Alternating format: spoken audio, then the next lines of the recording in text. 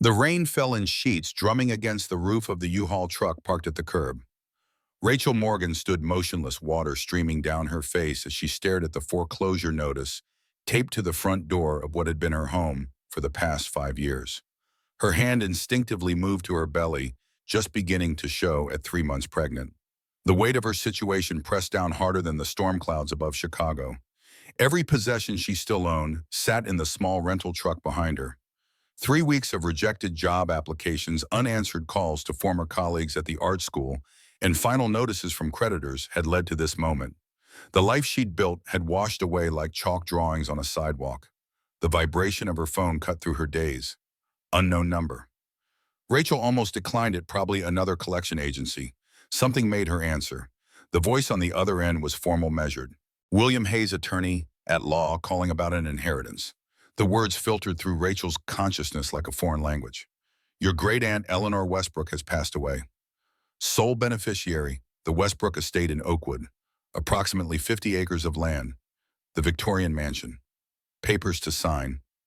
Rachel leaned against the truck, rain forgotten. Westbrook, her mother's maiden name, but she'd never heard of an Eleanor.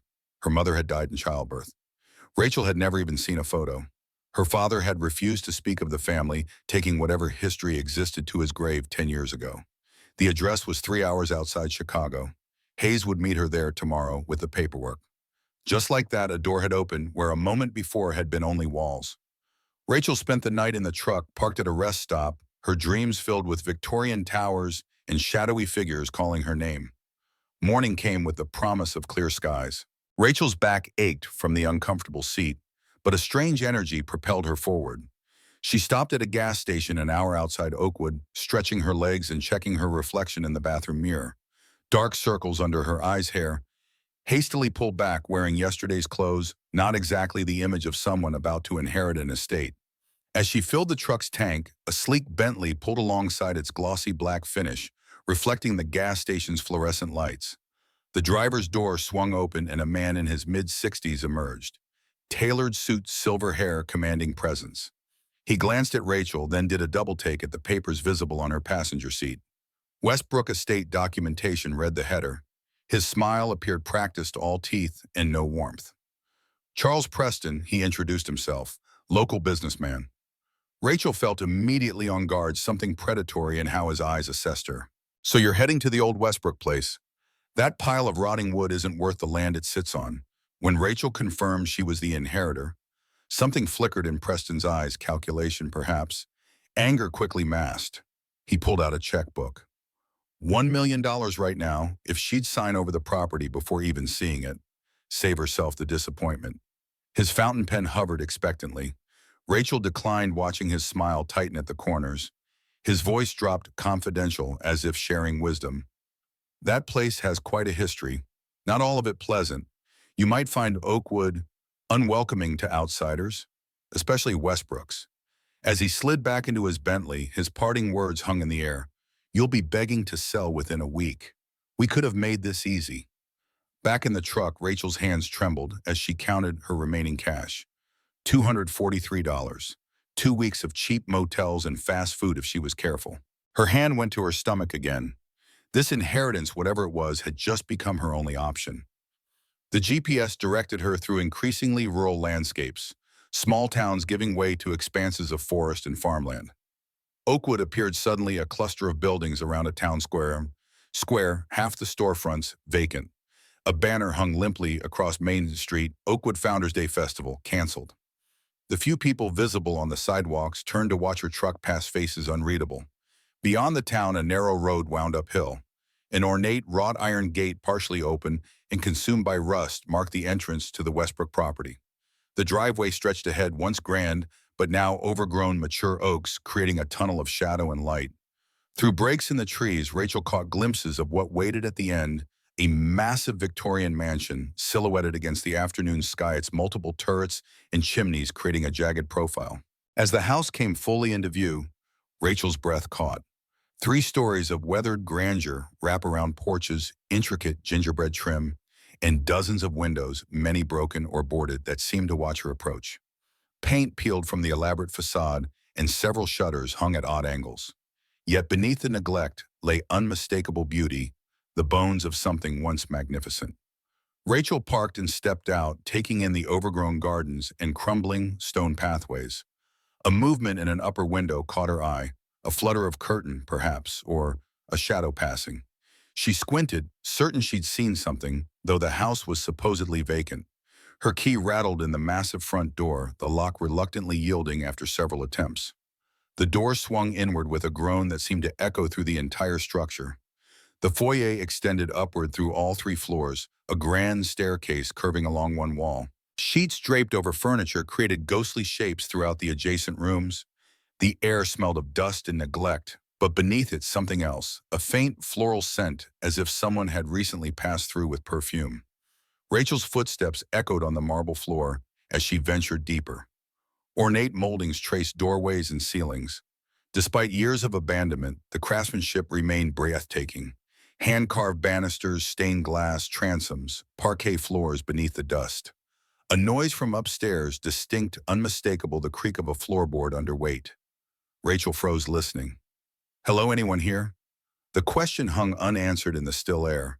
She climbed the stairs slowly, each step protesting under her weight. A long hallway extended in both directions, doors lining both sides. The sound had come from the east wing. Rachel moved cautiously, phone in hand, ready to call for help. The third door stood slightly ajar.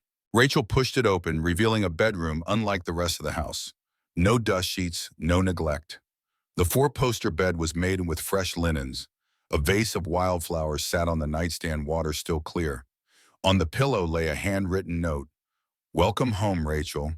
We've been waiting for you." No signature. Rachel backed out of the room, pulse quickening. We, who knew she was coming, who had access to the house, a thorough search of the remaining rooms revealed nothing but more dust and forgotten furniture. No sign of recent habitation, no explanation for the prepared bedroom. As darkness fell, Rachel had little choice but to accept the mysterious welcome. She retrieved her overnight bag from the truck and settled into the made-up room, placing a chair under the doorknob as precaution. Despite her exhaustion, sleep came fitfully. The house seemed alive around her, the settling of old wood, the whisper of wind through broken windows, and occasionally sounds she couldn't explain away. Footsteps that stopped when she held her breath to listen. The soft click of a door latch. Once she could have sworn she heard a woman's laughter, distant and brief. Morning light transformed the space, making last night's fears seem foolish. Rachel explored more confidently, taking inventory of her inheritance. Many rooms remained surprisingly intact, a library with thousands of books, a conservatory with skeletal plant stands, a formal dining room with china still in the cabinets. Years of neglect had taken their toll, but nothing that couldn't be repaired. A knock at the front door startled her. Outside stood a man in his 70s, white-haired and straight-backed despite his age. He wore worn work clothes and carried a tray with coffee and fresh muffins. "Walter Jenkins." He introduced himself, caretaker of the Westbrook estate for 50 years. He'd worked for Eleanor until her passing 3 months ago. His eyes, sharp and clear, studied Rachel's face with undisguised interest, as if searching for something familiar. Walter moved through the house with the comfort of long familiarity, gently removing sheets to reveal furniture that, while outdated, was of exceptional quality. He knocked precisely 3 times before entering any room, a habit Rachel would come to recognize. From his pockets, he constantly produced small tools, fixing a loose doorknob. Here, a stuck window. There, his hands never idle. "Eleanor spoke of you often," he revealed, as they toured the property. "She kept track of your life from a distance. Your graduation, your marriage, your work as an art teacher. She had hoped to reconnect, but time ran out." Rachel struggled to reconcile this with her father's silence about his wife's family. Why had he never mentioned Eleanor? Why had this great aunt watched from afar instead of reaching out? Walter's answers were vague, hinting at old conflicts, but offering few specifics. Family rifts sometimes span generations, he suggested. Some wounds never truly heal. The house tour continued to the kitchen, surprisingly modernized compared to the rest of the home, with appliances from the early 2000s. Water still ran from the taps, electricity functioned in most rooms. Eleanor had maintained the essentials while letting the aesthetics decline. Rachel had assumed she'd inherited an unsalvageable ruin. Instead, she found a neglected gem, one that would require work certainly, but with solid foundations. For the first time since seeing the foreclosure notice, a flicker of possibility kindled within her. Walter shared the history of Westbrook Manor as they walked. Built in 1890 by Rachel's great-great-grandfather Alexander Westbrook, a prolific inventor who'd made his fortune in industrial patents. The estate once encompassed nearly 500 acres, though much had been sold off over the decades. What remained still included valuable woodland, a small lake, and several outbuildings. The most interesting revelation came when Walter mentioned the mineral deposits. Rare earth elements, he called them, discovered beneath Westbrook land in the 1970s by Rachel's grandfather, William Westbrook. That discovery had sparked the decades-long conflict with the Preston family. They want the minerals, but not the responsibility of proper extraction, Walter explained. William refused to allow methods that would poison the groundwater. Charles Preston's father tried to force the sale, then Charles himself continued the pursuit after Eleanor inherited. She refused him just as William had. The mention of Rachel's grandfather triggered another question. What had happened to him? Walter's expression darkened. William disappeared under suspicious circumstances 40 years ago. His body was never found. The official ruling was accidental drowning in the lake, but Eleanor never believed it. Before Rachel could press for details, Walter's phone chimed. The attorney Hayes had arrived with the inheritance paperwork. The conversation would have to wait. Hayes proved to be precisely what his voice had suggested, formal, efficient, slightly detached. He walked Rachel through the documents, which were remarkably straightforward. Eleanor had left everything to Rachel without conditions or complications. The house, the land, and a modest bank account with approximately $30,000 to cover immediate maintenance needs. There was one additional note handwritten by Eleanor and included with the will. The house remembers what others wish to forget. Trust Walter, trust yourself. The answers are within these walls. With signatures complete and keys officially transferred, Hayes departed, leaving Rachel with more questions than answers. She just inherited a mansion she didn't know existed from a relative she'd never met, along with cryptic warnings and apparent enemies. Rachel decided to venture into town for supplies. The drive revealed more of Oakwood's decline, empty businesses, faded signs, and air of abandonment that mirrored parts of the estate. The local grocery store, Miller's Market, looked to be one of the few thriving establishments. Inside, conversations halted as Rachel entered. The cashier, a woman in her 60s, studied her openly before recognition dawned in her eyes. "You're Eleanor's niece, the Westbrook girl." News traveled quickly in small towns. Rachel felt the weight of stares as she gathered basic necessities. Whispers followed her down each aisle, some curious, others seemingly hostile. She caught fragments, thought the Westbrooks were gone for good, stirring up trouble again. Preston won't be happy. At the checkout, the cashier's name tag identified her as Dorothy. Her initial coolness had warmed slightly. "Your aunt was a good woman, kept to herself these last years, but always generous to those in need. Not everyone here has forgotten that." As Rachel loaded groceries into her truck, a man approached 40-ish with kind eyes behind wire-rimmed glasses and the comfortable manner of someone used to putting others at ease. "Dr. James Carter," he introduced himself. Town physician, though the title felt grand for a place this small. James had known Rachel's mother, Lisa, when they were children. They'd attended the same schools until Lisa left for college. His expression softened with remembrance. "You look just like her." The mention of her mother, this connection to a woman Rachel had never known, caught her off guard. James seemed to sense her emotional turmoil and offered his card. "If you need anything medical or otherwise, my office is just off the square. My daughter Emma and I live above it." As Rachel turned to leave, he added something that stayed with her. "Your mother was investigating Preston developments before she died. She believed they were falsifying environmental impact reports. Be careful, Rachel. Some secrets in this town have very long shadows." The drive back to Westbrook Manor took her past Preston Development Headquarters, a modern glass and steel structure that looked wildly out of place among Oakwood's fading Victorian storefronts. Like an invasive species overtaking native plants, it dominated the landscape with its implied power. A black Bentley sat in the reserved parking space near the entrance. Back at the manor, Rachel unloaded her supplies and began making one room truly habitable.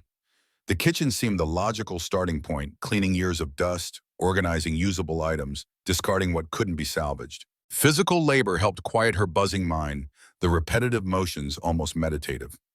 Walter returned in the evening with additional supplies, tools, cleaning products, a space heater for the chilly nights. He worked alongside her without being asked, his movements efficient from decades of maintaining the property. As twilight deepened, Walter prepared to leave for his small cottage at the edge of the property. His parting advice: keep the doors locked. Don't answer if anyone comes knocking after dark.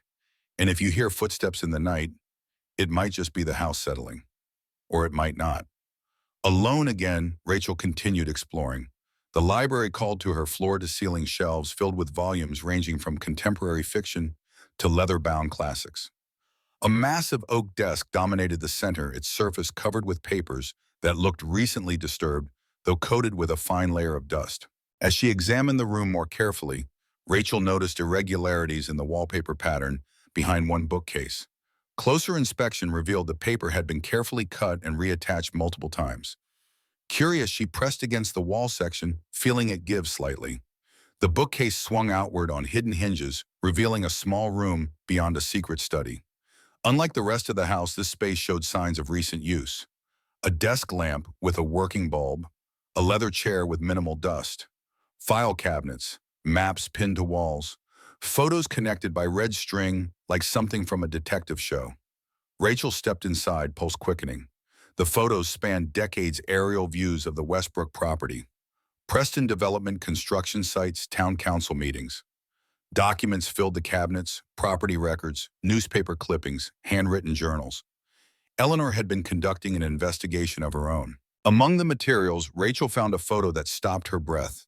Her mother, visibly pregnant, standing on the manor's front porch. The date stamp indicated it was taken just weeks before Rachel's birth. On the back, written in fading ink, "Lisa comes home. Rachel will return someday." Eleanor had known about Rachel from the beginning, had been waiting for her, had orchestrated this inheritance with purpose. A leather-bound journal caught Rachel's attention next. Eleanor's diary, the most recent entry dated just days before her death. Rachel opened to the first page, dated 40 years earlier, and began to read. The initial entries documented Eleanor's suspicions about her brother William's disappearance. She never believed the drowning verdict. William had discovered something about the Preston mining operations, evidence of illegal disposal of chemicals, contamination of groundwater. He'd confronted Richard Preston, Charles's father, the day before vanishing. Local authorities financially tied to the Prestons had conducted a cursory investigation at best. Eleanor had begun collecting evidence, planning to seek justice through state or federal channels. Then came the next tragedy. The diary jumped ahead 20 years to entries about Lisa, Rachel's mother. Lisa had returned to Oakwood while researching her family history. She'd discovered Eleanor's investigation and continued it, adding her own findings. According to Eleanor's account, Lisa had uncovered definitive proof of Preston's environmental crimes just before her supposed death in childbirth. The final pages contained the most shocking revelation. Eleanor believed Lisa's death had been no accident, no natural complications. She suspected deliberate medical malpractice, orchestrated by Preston associates to silence her, just as William had been silenced decades earlier. The last entry read simply, "Rachel will come, the house will guide her, the truth will finally emerge." Rachel closed the diary, her world tilting on its axis. Everything she'd believed about her life, her mother's death, her father's silence about family, suddenly appeared in a sinister new light. Had her father known? Had he kept her away from Oakwood to protect her? A noise from the main library startled her, the distinct sound of the door latch clicking. Rachel wasn't alone in the house. She quickly turned off the desk lamp and listened. Footsteps moved across the library floor, slow and deliberate. Not Walter's familiar tread, someone searching. Rachel held her breath, grateful for the hidden room's concealment. Through the narrow gap where the bookcase didn't fully close, she could see a flashlight beam sweeping the library. The intruder moved methodically, checking behind furniture, testing walls, looking for exactly what Rachel had found. After what felt like hours but was likely only minutes, the footsteps retreated. The library door closed. Still, Rachel waited, counting her heartbeats until she reached 500 before daring to emerge. The library appeared undisturbed, but the front door stood slightly ajar, locked when she'd last checked it.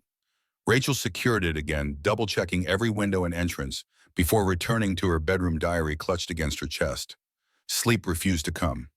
Rachel's mind raced with implications. If Eleanor was right, the Prestons had murdered her grandfather and potentially her mother to protect their business interests.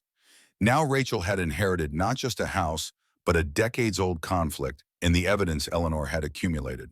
The intruder proved someone knew about the hidden study and wanted its contents. Morning brought a welcome distraction. William Hayes had returned with additional paperwork and information about Eleanor's finances. The $30,000 maintenance fund was just the beginning. Eleanor had established a trust that would provide Rachel with a modest monthly income for up to 2 years, enough to live on while determining her next steps. More surprising, it was the revelation that Westbrook Industries still existed as a legal entity. Once a significant employer in the region, the company had all but disappeared after William's death.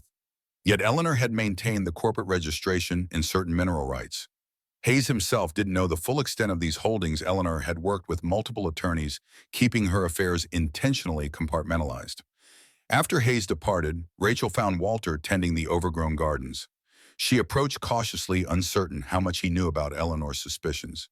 His weathered face revealed nothing as she described finding the secret room and diary. "I wondered when you'd discover," that he finally admitted. Eleanor spent her life preparing, gathering evidence, securing legal protections. She knew they'd make another attempt once she was gone. "That's why she brought you here." Rachel felt a flash of anger. "I'm not a pawn in some decades-old vendetta." Walter's response was measured. "No, you're a Westbrook. This is your birthright and your battle now, whether you want it or not. Charles Preston has tried to destroy your family for 2 generations. You're just the latest target." He confirmed what the diary suggested. Lisa Morgan hadn't died from childbirth complications. Walter had been there that night, had seen Preston's personal physician take control of the delivery from the regular doctor, had witnessed Lisa's rapid decline after being administered medication for supposed complications. "I couldn't prove anything," he explained, voice heavy with old grief. "By the time suspicions were raised, your father had taken you and fled. Perhaps he knew or suspected. He never responded to Eleanor's attempts to contact him." The revelation left Rachel reeling. She retreated to the house, needing space to process these new truths about her family. Her father had never spoken of Oakwood or the Westbrooks, had raised her in a series of small apartments across multiple states, had discouraged questions about her mother or extended family. She'd attributed it to grief. Now it appeared to be fear or protection. Rachel returned to the secret study, examining the materials more systematically. The red strings connected people, events, properties, creating a web with Preston Development at the center. Newspaper clippings documented accidents befalling vocal Preston opponents. Property records showed how Preston had gradually acquired land surrounding Westbrook Manor, isolating it like a siege. Most disturbing were the environmental reports, official documents showing the land safe for development, adjacent to altered versions revealing dangerous contamination levels. Eleanor had somehow obtained both, proving falsification. The most recent reports were dated just 6 months earlier, suggesting ongoing fraud. As Rachel pieced together the history, a vehicle approached outside, the distinctive rumble of a truck engine. Through the window, she spotted a Preston Development logo on the door. 2 men emerged, heading toward the main entrance without bothering to knock. Rachel reached them before they could enter. The men claimed they were conducting a routine property assessment for the county. Their clipboard displayed official-looking forms. But their eyes kept drifting to the house behind her, searching, assessing. When Rachel requested identification, they became evasive. When she demanded they leave, their demeanor shifted from professional to threatening. "You should know Preston Developments has first right of refusal on this property," one claimed. "This assessment is standard procedure." Rachel stood her ground. "That's not what my inheritance paperwork indicates. Please leave before I call the sheriff." The mention of documentation seemed to unsettle them. They retreated to their truck but remained parked at the end of the driveway for nearly an hour, watching, waiting. Finally, they departed, but the message was clear: Rachel was being monitored. She called Hayes immediately. The attorney confirmed her suspicions. Preston had no legal right of refusal. The men had been lying, likely hoping to intimidate her or gain access to the house. Hayes promised to send a cease and desist letter, but his tone suggested limited faith in its effectiveness. Rachel next called Dr. Carter, whose card she'd kept. His reaction to her account was grave. "This fits their pattern. Pressure, intimidation, then escalation if those don't work. You shouldn't stay there alone." James offered to check county records for the supposed assessment order, which he suspected didn't exist, and promised to stop by the manor that evening. His concerns seemed genuine, though Rachel remained cautious about trusting anyone in Oakwood too quickly. As dusk approached, Rachel continued organizing the study materials. Eleanor's investigation spanned 40 years, but lacked the final piece: definitive, actionable proof that would stand up in court against Preston's team of attorneys. The environmental reports showed tampering, but didn't directly implicate Charles Preston himself. A soft knock interrupted her thoughts, Walter's distinctive 3 taps.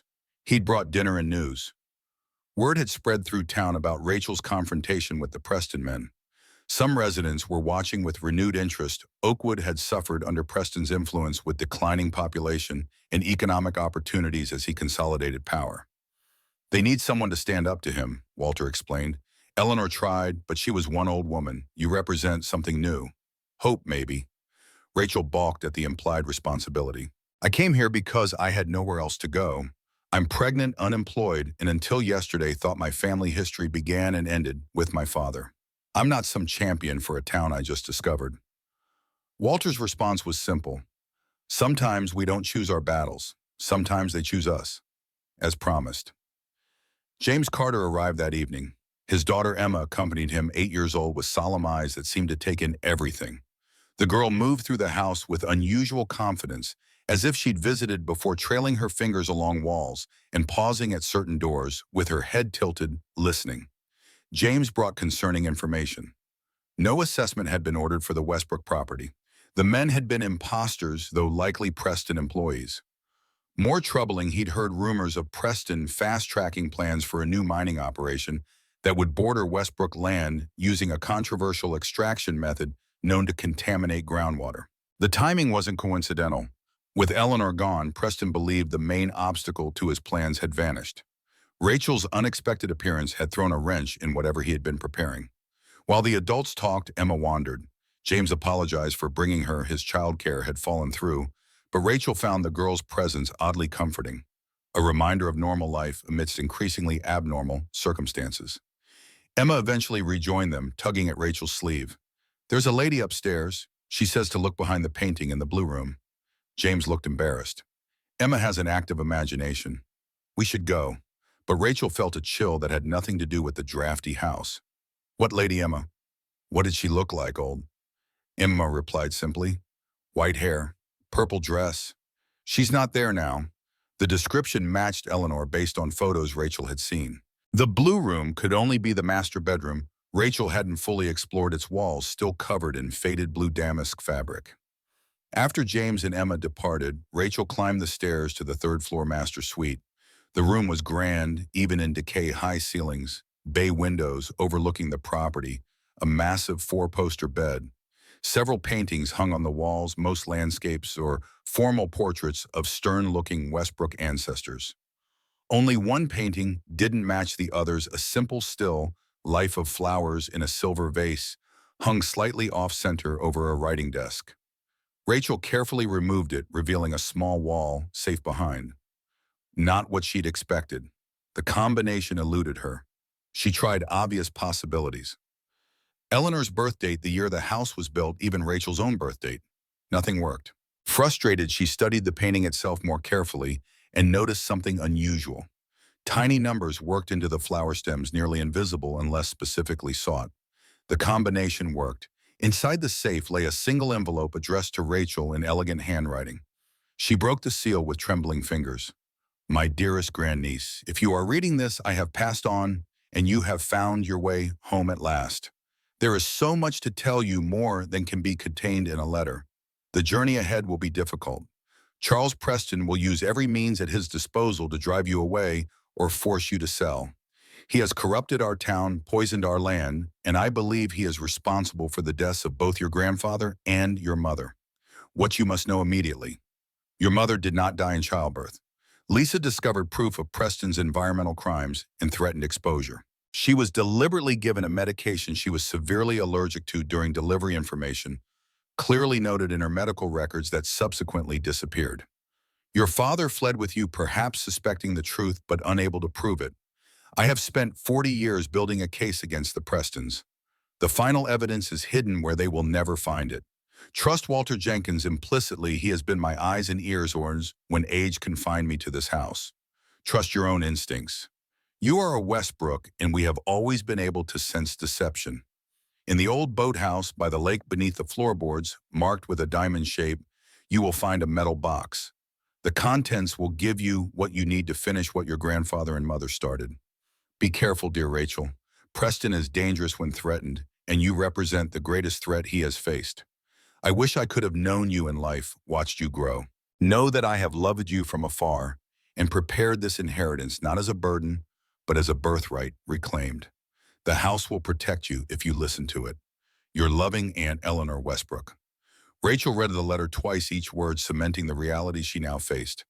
This wasn't just an unexpected inheritance or a family mystery. It was a dangerous legacy that had already claimed two lives.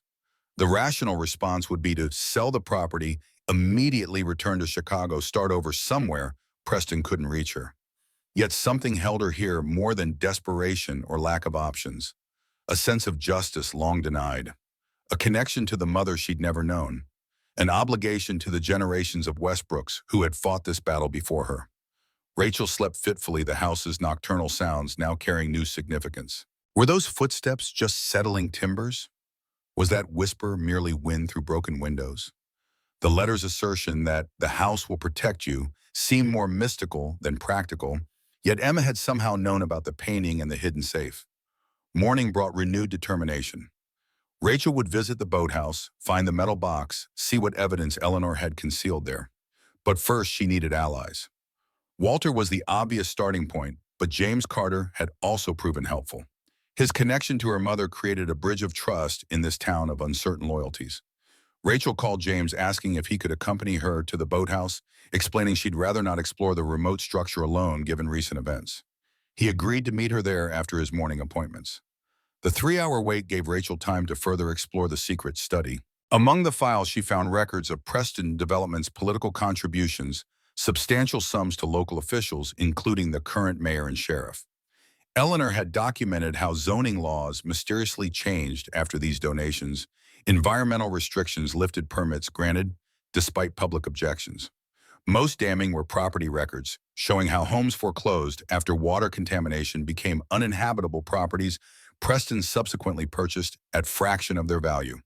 A pattern of environmental damage devaluation, acquisition, and development repeated across decades. When James arrived, Emma was again with him, another childcare issue. He apologized. Rachel found herself glad for the girl's presence. Something about Emma's matter-of-fact acceptance of the unusual made the situation feel less overwhelming. The boathouse sat at the edge of a small lake, a quarter-mile walk from the main house. The structure leaned precariously, its wooden dock partially collapsed into the water. Inside, the air smelled of mildew and fish. Rotting life jackets hung on rusted hooks. An overturned rowboat occupied one corner. Emma moved directly to a section of floorboards near the back wall. "Here," the lady showed me. James started to apologize again for his daughter's imagination, but Rachel was already kneeling, examining the boards. There it was, a small diamond shape carved into one plank, nearly obscured by years of grime. The board came up easily with a pocket knife's leverage, revealing a space beneath. Just as Eleanor had described, a metal lockbox lay protected in the cavity, wrapped in oilcloth that had kept moisture at bay. The box wasn't locked. Inside, Rachel found a USB drive, a voice recorder, and a manila envelope containing photographs. The images showed Preston and several local officials at what appeared to be a private meeting on Preston property. The men stood over unfolded maps pointing to locations. Most disturbing were photos of barrels being buried at night in unmarked locations. James examined the images with growing concern. "This matches what your mother was investigating. Preston has been illegally dumping chemical waste for decades, contaminating groundwater that feeds into the town's reservoir." The voice recorder contains something even more damning, a conversation between Charles Preston and the former town physician discussing how to handle the Westbrook woman's medical emergency. The doctor sounded reluctant, Preston insistent. Though they never explicitly mentioned murder, the implication was clear: a deliberate medical malpractice to silence Lisa Morgan. Rachel's hands shook as she switched off the recording. Proof, after all these years, enough to bring to federal authorities rather than the compromised local officials. Their discovery had a witness. Through the boathouse's grimy window, Rachel spotted movement near the tree line, someone watching, then quickly retreating toward the main road. The figure was too distant to identify, but the observation had clearly been deliberate. James urged immediate action. This evidence needs to be secured and copied. I have a friend at the State Environmental Protection Office who can be trusted.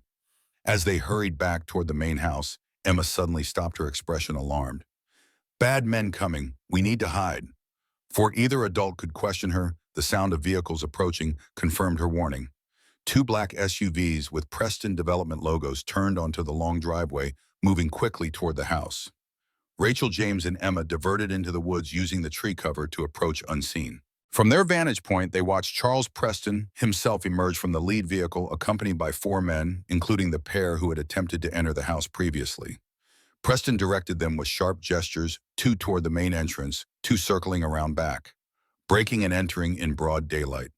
Preston's desperation was showing, or his confidence that local authorities wouldn't intervene. Rachel clutched the metal box containing evidence of his crimes. Their position was precarious. They couldn't reach their vehicles without being seen, couldn't return to the house while Preston's men searched. It couldn't call local police who might be on Preston's payroll.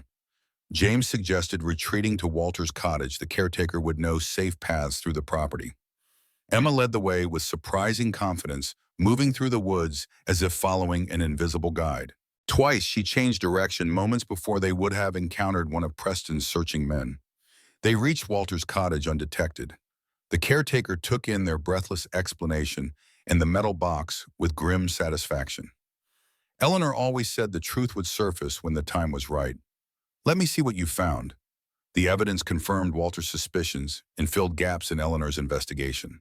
Together with Rachel's discovery of the secret study materials, they now possessed a comprehensive case against Preston environmental crimes, corruption, and involvement in two suspicious deaths.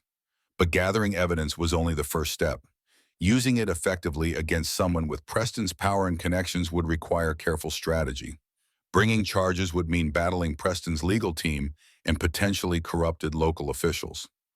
One wrong move could allow him to discredit or suppress the evidence before it reached impartial authorities. While they planned, Preston and his men continued searching the manor.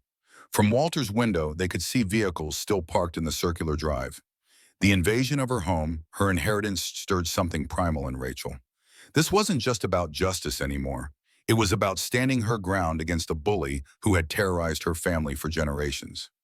James made several calls, speaking in careful terms about documentation that needed secure review. He arranged for his environmental protection contact to meet them the following morning in the next county, away from Preston's sphere of influence. They would need to leave at dawn, avoiding main roads where Preston might have people watching. As twilight deepened into darkness, Preston's vehicles finally departed. Walter scouted the route back to the manor, returning with news that the house appeared empty, but showed signs of thorough searching. The intruders had broken several windows, forced locked doors, and left rooms in disarray. Rachel insisted on returning despite James's concerns.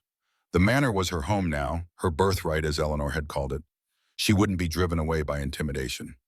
The trio approached cautiously, Emma unusually quiet and solemn. The main floor had been ransacked, furniture, overturned drawers emptied, even floorboards pried up in places. The destruction spoke of frustration and rage rather than methodical searching. The secret study remained untouched, its entrance still concealed behind the bookcase. Either Preston didn't know of its existence or hadn't located it during the search. Rachel carefully transferred the most critical materials to a backpack, preparing for their dawn departure. As they worked, Emma wandered to a window overlooking the front grounds. Bad man coming back. With fire. James joined his daughter at the window. A single vehicle approached one of the Preston SUVs, moving slowly with headlights off.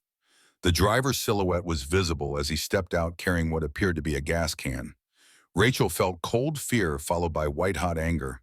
Preston intended to burn down Westbrook Manor, destroy the evidence, eliminate her inheritance, and likely blame the fire on faulty wiring in the old house. Insurance fraud atop everything else. They needed to act quickly. James called 911 while Walter retrieved an antique shotgun from a cabinet. Not to shoot, he explained, but to persuade their unwelcome visitor to reconsider. Rachel grabbed fire extinguishers from the kitchen. Before they could implement any plan, Emma tugged at Rachel's sleeve. The lady says use the tunnel. He won't find you there. Rachel exchanged glances with Walter, who nodded slowly.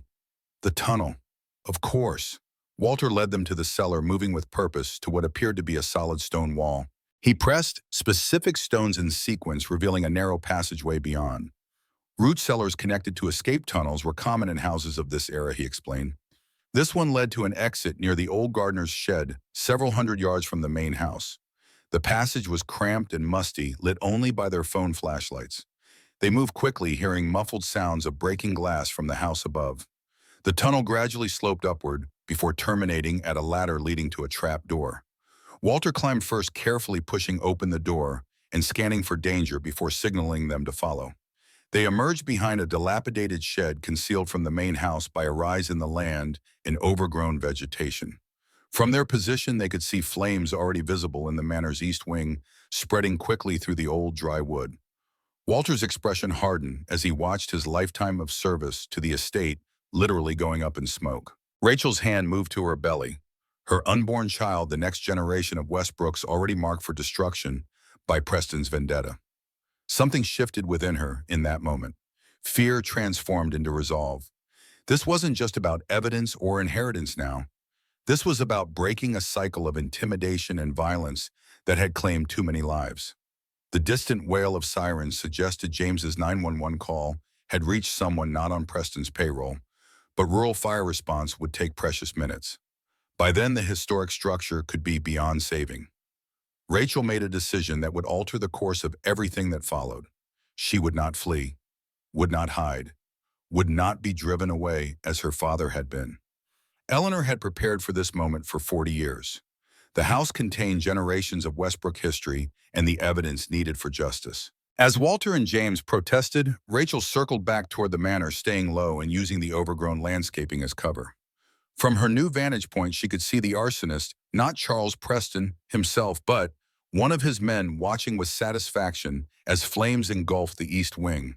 Rachel's phone still recorded, capturing both the fire and the man's presence. More evidence to add to their case. She retreated to rejoin the others just as fire trucks turned onto the long driveway, their lights painting the night in pulses of red. The arsonist ran for his vehicle, but a police cruiser cut off his escape. The responding officer, young and presumably new to the department, appeared unaware that standard procedure in Oakwood might have been to look the other way when Preston interests were involved. As fire crews battled the blaze, Rachel, James, Walter, and Emma watched from the safety of the tree line. The east wing, containing mostly unused bedrooms, was likely lost. But the firefighters appeared to be preventing the spread to the main portion of the house. Emma tugged at Rachel's sleeve once more, her eyes reflecting the distant flames. The lady says, "Don't worry. The house has survived worse." Rachel found strange comfort in the girl's words. Perhaps the manor would stand after all, weathered and scarred, but unbowed like the Westbrook women themselves. The night's events had forced their hand. They could no longer wait until morning to contact outside authorities. Preston had escalated to arson. His next move might be even more dangerous.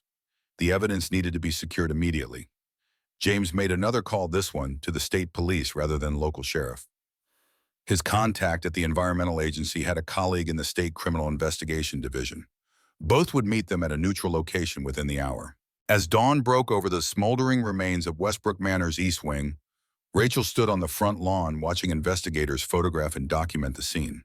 The arsonist, caught fleeing by the local officer, had already implicated Preston, hoping to cut a deal. The careful power structure Preston had built over decades was beginning to crack. Rachel felt the weight of Eleanor's letter in her pocket. The house will protect you if you listen to it. Through Emma's unusual perceptions, the house, or Eleanor's spirit within it, had indeed guided them to safety and preserved the crucial evidence. The manor still stood damaged but not destroyed. Like the Westbrook legacy itself, like Rachel, who had arrived desperate and alone but now stood her ground with newfound determination. Walter approached, his expression grim but satisfied. They'll try again, you know. Different tactics perhaps, but Preston won't stop until he gets what he wants or is behind bars. Rachel placed a protective hand over her stomach, feeling the slight swell that contained the next generation of Westbrooks. Her voice when she spoke carried a certainty she hadn't felt since arriving in Oakwood. Let him try on. We've survived worse. The state police established a perimeter around Westbrook Manor by mid-morning, their presence a clear message to Charles Preston that his influence had limitations. Rachel watched from the partially marmotte front porch as officers cataloged evidence from the arson attempt. The manor stood defiant despite its wounds-blackened walls on the east wing, broken windows, water damage from firefighters' efforts, but its foundation remained unshaken. State investigator Diana Reeves had taken Rachel's statement with professional detachment that gradually warmed as the scale of Preston's activities became clear. The evidence Rachel provided, Eleanor's documentation, the voice recordings, photographs of illegal dumping, painted a damning picture of decades-long corruption. "We'll need to move quickly with this. Preston has connections beyond Oakwood." Rachel nodded, understanding the implicit warning. Even state-level officials weren't immune to Preston's influence. The immediate concern was Rachel's safety. Preston had escalated from intimidation to destruction of property. With his arsonist in custody and Talking Preston himself would become increasingly desperate, Rachel refused the suggestion of protective custody. "I won't be driven from my home. Not after what happened last night." James backed her position, offering an alternative. His family owned a lakeside cabin 20 miles outside Oakwood, off the grid, accessible only by a private road. Rachel could stay there while investigators built their case close enough to consult on the evidence, but removed from Preston's immediate reach. Emma, sitting on the steps nearby, had been unusually quiet since the fire. Now she looked up at Rachel, her small face solemn. "The lady says you should go to the doctor first. For the baby." The comment sent a chill through Rachel. In the chaos of the past 24 hours, she hadn't considered how stress might affect her pregnancy. If Preston had indeed orchestrated her mother's death during childbirth, Rachel's own condition represented a vulnerability he might exploit. James's medical training surfaced through his concern. "Emma's right. You need to be checked. The nearest hospital with proper obstetric care is in Lakeside, 30 minutes north. We can stop there before heading to the cabin." Walter would remain behind, cooperating with investigators and salvaging what he could from the damaged portions of the manor. His parting words to Rachel carried the weight of his decades of vigilance. "Keep the evidence close. Trust few. Remember what happened to your mother." The drive to Lakeside Memorial Hospital took them through rolling countryside that gradually transformed from Oakwood's economic depression to more prosperous communities. Preston's sphere of influence visibly diminished with each mile. Rachel noticed James checking his rearview mirror with suspicious frequency. Any followers would be obvious on the rural highways, but his caution seemed warranted given recent events. The obstetrics department admitted Rachel promptly upon learning she was 3 months pregnant and had experienced significant stress and potential smoke inhalation. James's professional credentials smoothed the process, though he recused himself from her actual examination, given their developing personal connection. Dr. Whitman, a maternal fetal specialist in her 50s, conducted a thorough examination. The ultrasound revealed a healthy fetus with strong heartbeat, no signs of placental issues or developmental concerns. The doctor's relief was palpable. She'd clearly been prepared for worse, given Rachel's history. "Unusual question, but was your mother allergic to any medications?" Specifically during her delivery, the query caught Rachel off guard. Eleanor's letter had mentioned a deliberate administration of medication her mother was severely allergic to, but Rachel had no details beyond that. Dr. Whitman's expression shifted subtly at Rachel's hesitation. "I ask because we have a partial record from your birth. Your mother had a documented allergy to a specific class of antihemorrhagics, but the notation is incomplete, almost as if the record was altered. I want to ensure we have complete information for your care." Rachel felt a chill despite the warm examination room. The hospital where she was born had been in Chicago, hundreds of miles from Oakwood. How did partial records end up in Lakeside, Dr. Whitman explained that smaller regional hospitals often shared unusual case files for educational purposes. Your mother's case was notable. A previously healthy woman with no pregnancy complications who experienced sudden catastrophic decline during routine delivery. The doctor's careful phrasing suggested professional suspicion about Lisa Morgan's death, medical skepticism that aligned with Eleanor's claims of deliberate malpractice. Rachel provided what little information she had from Eleanor's records, watching Dr. Whitman document everything with meticulous care. "I'll run a comprehensive allergy panel today. The results will take about a week, but I'd like to see you again before your delivery, sooner if you experience any unusual symptoms. The smallest details could be important." The examination complete, Rachel rejoined James and Emma in the waiting area. The girl had created an elaborate drawing using the hospital's crayons and paper, a detailed rendering of Westbrook Manor surrounded by trees with watchful eyes in their trunks. In one window of the house, she had drawn a white-haired woman in purple. "It's the lady," Emma explained without looking up. "She watches over the house. She says the bad men can't find the treasure because they don't know how to listen." James started to apologize for his daughter's persistent imagination, but Rachel stopped him. "What treasure, Emma?" The girl shrugged, adding more eyes to the trees. "The special dirt under the ground. It makes phones work. The bad man wants to dig it all up, even though it would make people sick. Rare earth elements, the minerals Eleanor's documentation had mentioned. Essential components in modern electronics worth billions if extracted." Preston's environmental crimes suddenly made cold economic sense.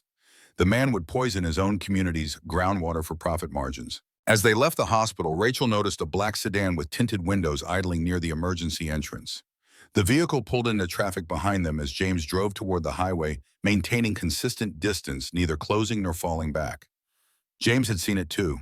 His knuckles whitened on the steering wheel as he executed a series of unexpected turns through Lakeside's downtown. The sedan followed each movement with professional precision. "Not Preston's usual thugs," James muttered. "He's hired professionals." The realization escalated their danger significantly. Preston had connections beyond local muscle resources that could reach beyond Oakwood's boundaries. James made a split-second decision, veering onto a service road behind the town's industrial district rather than heading toward the highway that would lead to his cabin. The unpaved route wound through storage yards and abandoned factories before ending at a loading dock. James pulled behind a stack of shipping containers, cutting the engine. They crouched in the vehicle, watching through the rear window as the black sedan cruised slowly past the service road entrance, continuing its search. When the threat had passed, James redirected to a different route, entirely bypassing his original plan for the cabin. They needed a safe house no one would associate with either of them. After several calls, he reached a former patient who owned a hunting lodge near the state forest, currently vacant and available with no questions asked. The lodge proved to be a single-story structure of weathered logs surrounded by dense pine forest. Solar panels provided minimal electricity, a generator stood ready for additional power, and a natural spring supplied fresh water. Its isolation offered both protection and isolation, no neighbors to witness their presence, but also no nearby help if discovered. Rachel's phone showed no service, eliminating both communication and potential tracking. James had a satellite phone for emergencies stored in a signal-blocking case until needed. Emma adapted to their hideout with a child's resilience, immediately exploring the surrounding woods, but staying within the boundaries James established. Rachel watched the girl collecting pine cones and arranging them in mysterious patterns, once again struck by how at ease Emma seemed with their extraordinary circumstances. James prepared a simple dinner from supplies they'd purchased at a small grocery far from their actual destination, part of his careful efforts to obscure their trail. As they ate, he finally shared his full connection to the Westbrook family. "My father was physician to both your grandfather William and your mother Lisa. He suspected foul play in both cases but couldn't prove anything. Preston's influence was too strong, the evidence too circumstantial. He taught me to recognize the signs of a system corrupted by money and power. That awareness shaped my decision to return to Oakwood after medical school. Someone needed to provide care that wasn't controlled by Preston interests." Rachel absorbed this revelation, understanding why James had so readily believed her accounts and assisted her against Preston. His family carried its own burden of suspicion and suppressed truth. The evening deepened into night, bringing a symphony of forest sounds that masked any approach. Rachel found herself starting at every snapped twig or rustled leaf, imagination, conjuring Preston's hired professionals emerging from the darkness. Eventually, exhaustion overcame vigilance, and she drifted into uneasy sleep on the lodge's worn couch.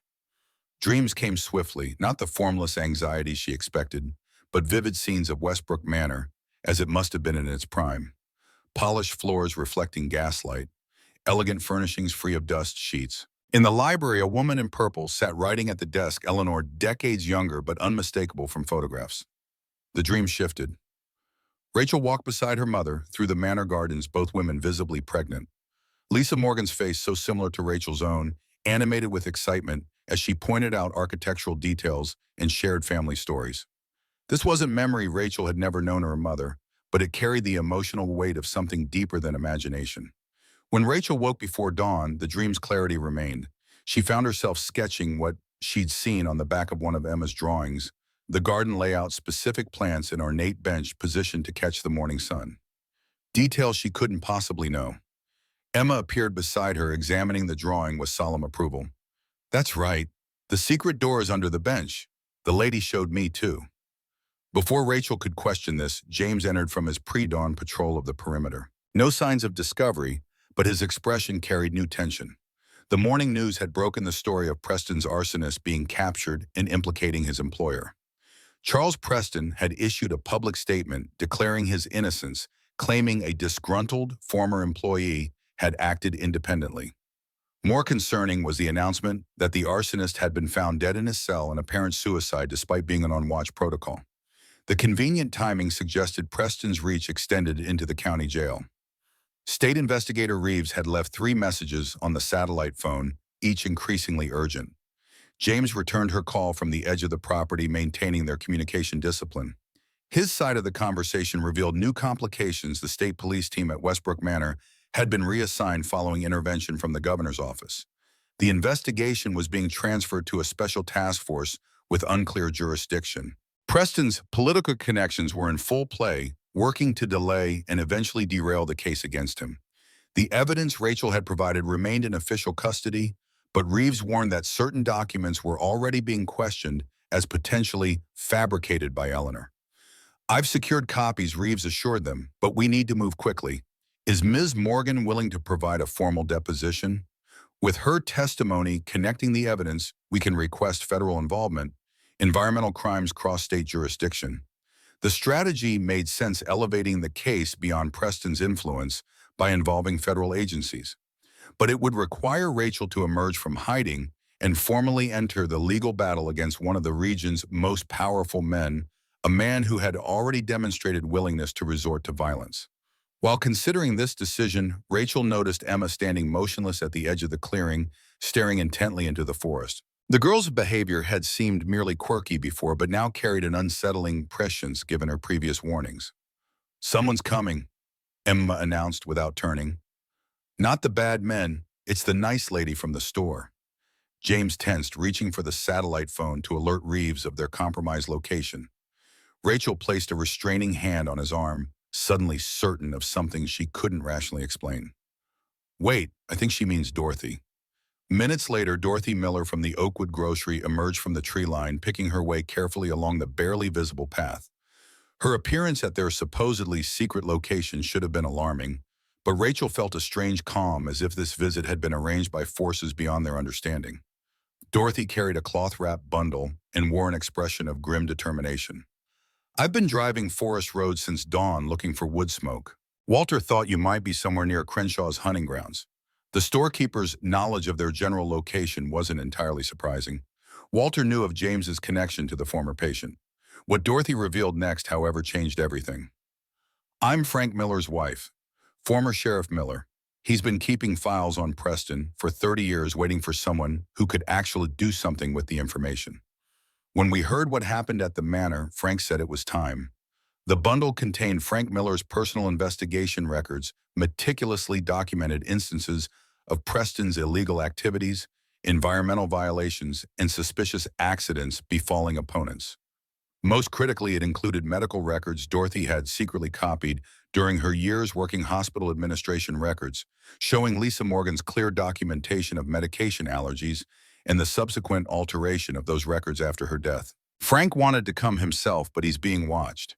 Preston knows he kept records. There have been 3 break-ins at our house in the past month, though nothing was taken. They haven't found Frank's hiding place yet. The former sheriff had constructed a hidden compartment beneath their garage floor, accessible only by removing a specific section of concrete that appeared seamlessly integrated with the surrounding slab.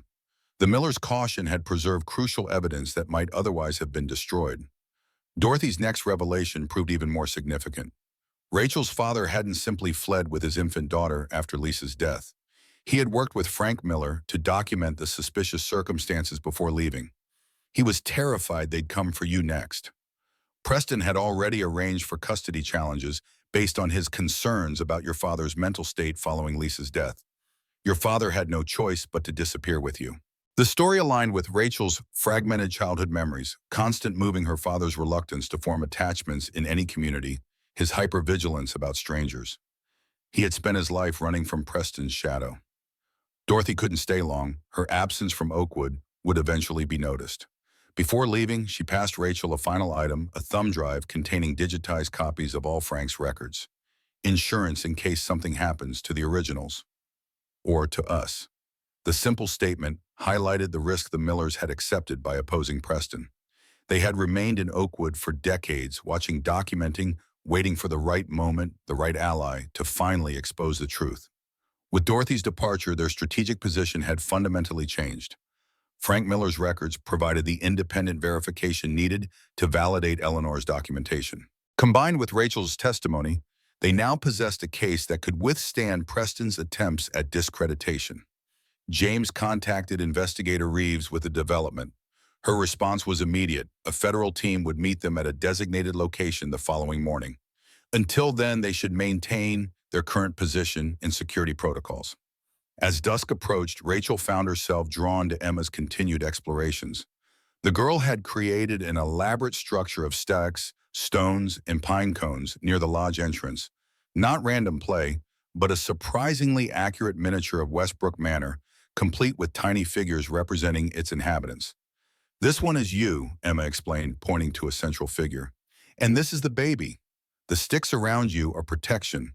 The lady says the house is strongest when there's a Westbrook baby inside." Rachel felt movement within her, the first definitive flutter of the child she carried. The sensation coincided so perfectly with Emma's words that Rachel momentarily lost her skepticism about the girl's claims of communication with the lady. "Does the lady have a message from all?" Rachel asked, surprising herself with the directness of the question. Emma nodded solemnly. "She says you need to go back to the house. There's something in the boat place that the bad men found. You need to get it before they understand what it is." The boathouse where they had discovered Eleanor's metal box with the initial evidence. Had they missed something? Or had Preston's men located another cache during their subsequent searching? James opposed the idea immediately when Rachel shared Emma's message.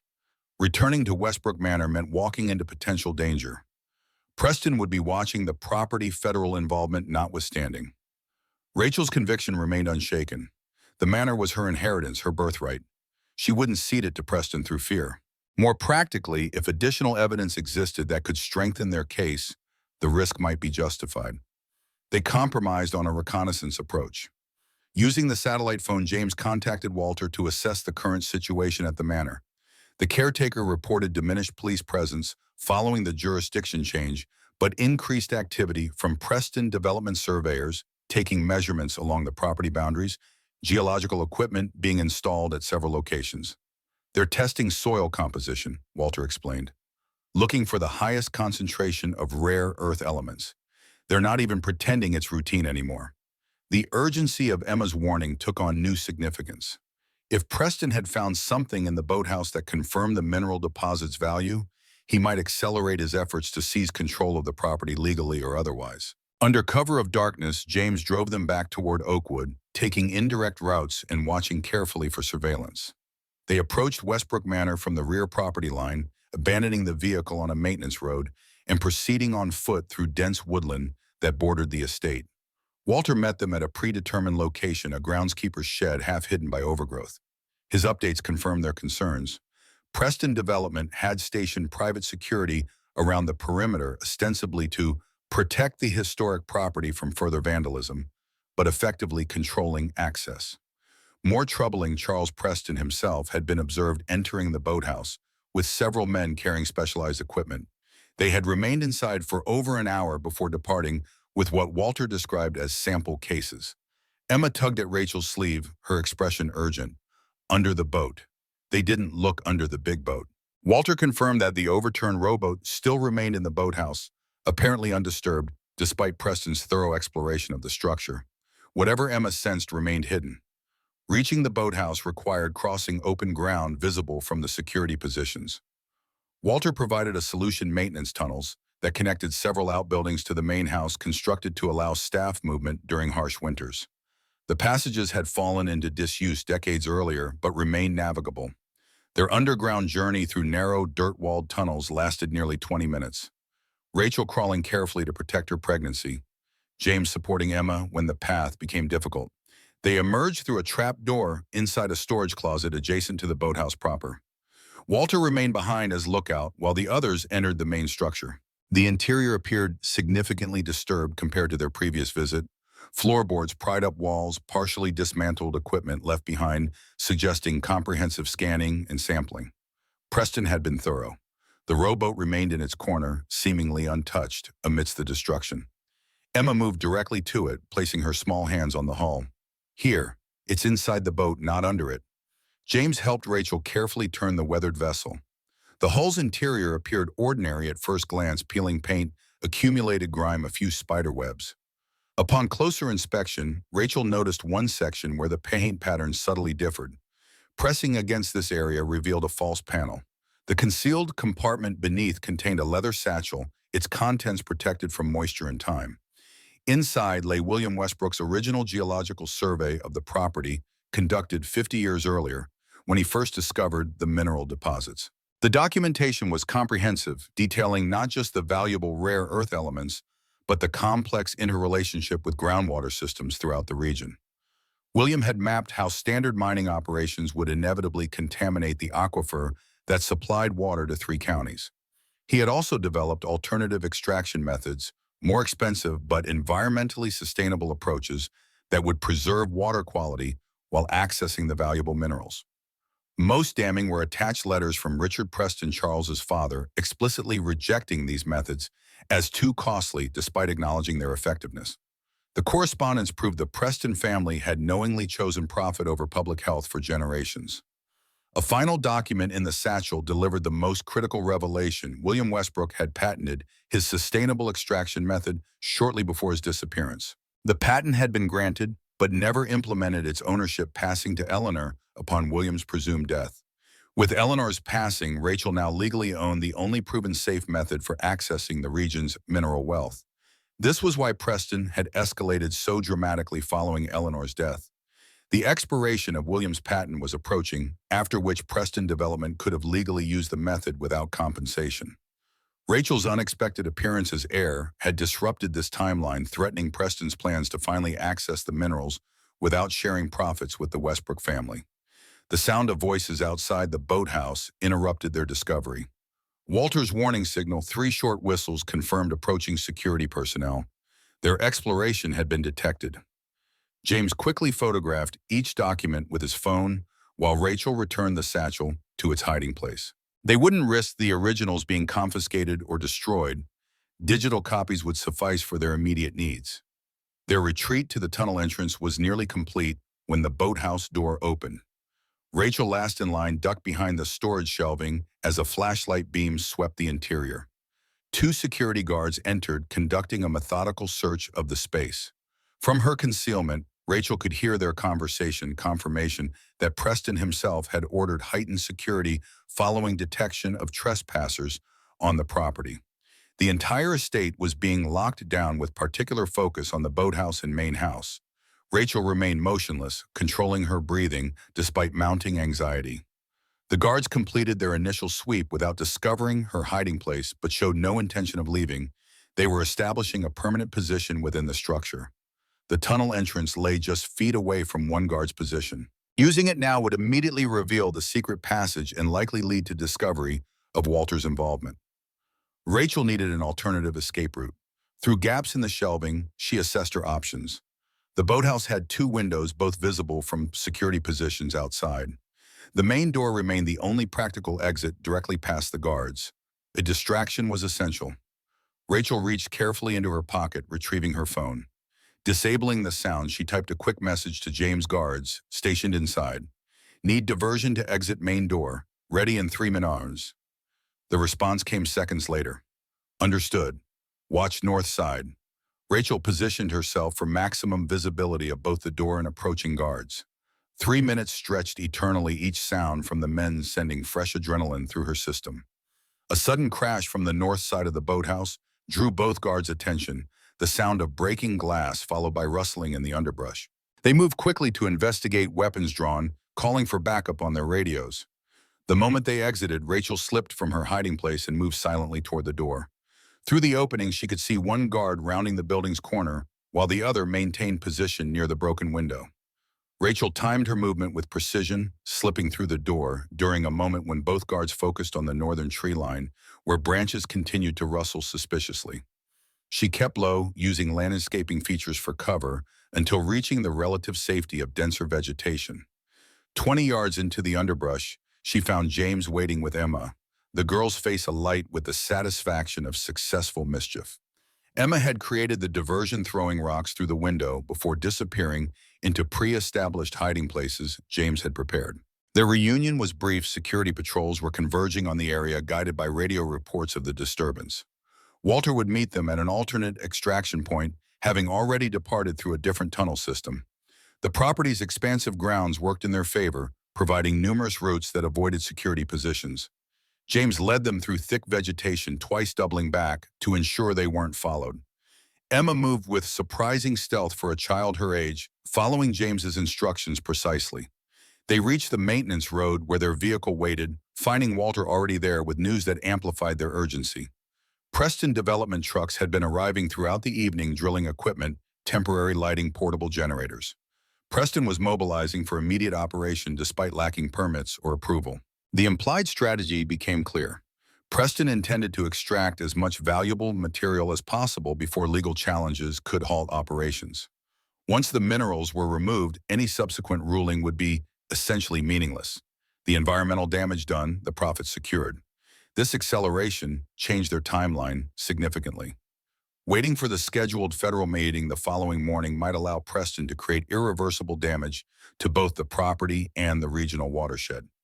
Rachel made an immediate decision, directing James to drive directly to Investigator Reeves's location, rather than returning to the hunting lodge. The evidence they now possessed, both Frank Miller's records and the newly discovered patent documentation, justified emergency intervention. The satellite phone connected them to Reeves, who agreed to meet at a state police barracks 50 miles from Oakwood, outside Preston's sphere of influence, but close enough for rapid response. The investigator's tone reflected both urgency and cautious optimism. The federal environmental crimes team had arrived early, already reviewing the initial evidence package. If what you've found is as significant as it sounds, we might be able to obtain an emergency injunction tonight. Preston's move to begin operations without permits gives us additional leverage. The drive to the meeting point required passing near Oakwood's town center, a calculated risk, but the most direct route given their time constraints. As they approached the outskirts, James noticed a vehicle matching their earlier follower, the black sedan with tinted windows. The professional surveillance had resumed, likely alerted by the security breach at Westbrook Manor. James executed evasive driving techniques, taking sudden turns and varying speed unpredictably. The sedan maintained pursuit with concerning skill. "We can't lead them to Reeves," James realized aloud. The entire case could be compromised. Rachel surveyed their options, noting they were approaching the Preston Development Headquarters, the modern glass structure she had observed during her first day in Oakwood. A plan formed, dangerous but potentially effective. Turn there. Drive right up to Preston's building. James understood immediately. Their pursuers wouldn't expect such a bold move, driving directly toward rather than away from the presumed threat. The confusion might provide the opening they needed. The sedan hesitated as James turned sharply into the Preston Development parking lot, clearly surprised by the maneuver. He circled the building once, then accelerated toward the exit on the opposite side, passing directly under security cameras, but gaining precious seconds of advantage. When the sedan attempted to follow, James was already merging onto the highway with considerable lead time. A series of quick lane changes and exits onto secondary roads eventually confirmed they had lost their pursuer. The state police barracks presented an imposing contrast to Oakwood's compromised sheriff's department. Multiple patrol vehicles, security checkpoints, and professional personnel, suggesting an operation beyond Preston's ability to influence.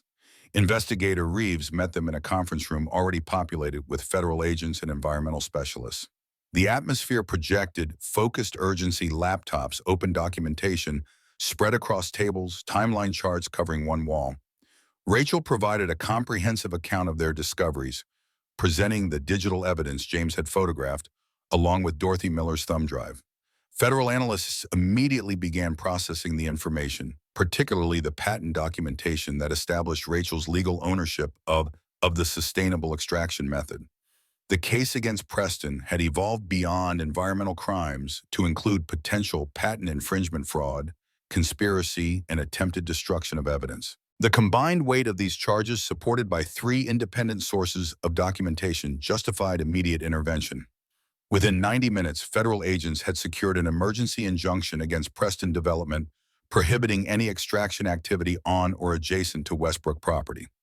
Simultaneously, warrants were issued for business records related to the proposed mining operation and Charles Preston's personal communications. The machinery had been set in motion. By morning, federal agents would descend on Oakwood with legal authority transcending Preston's local influence. For the first time since Rachel's arrival, justice for the Westbrook family seemed within reach.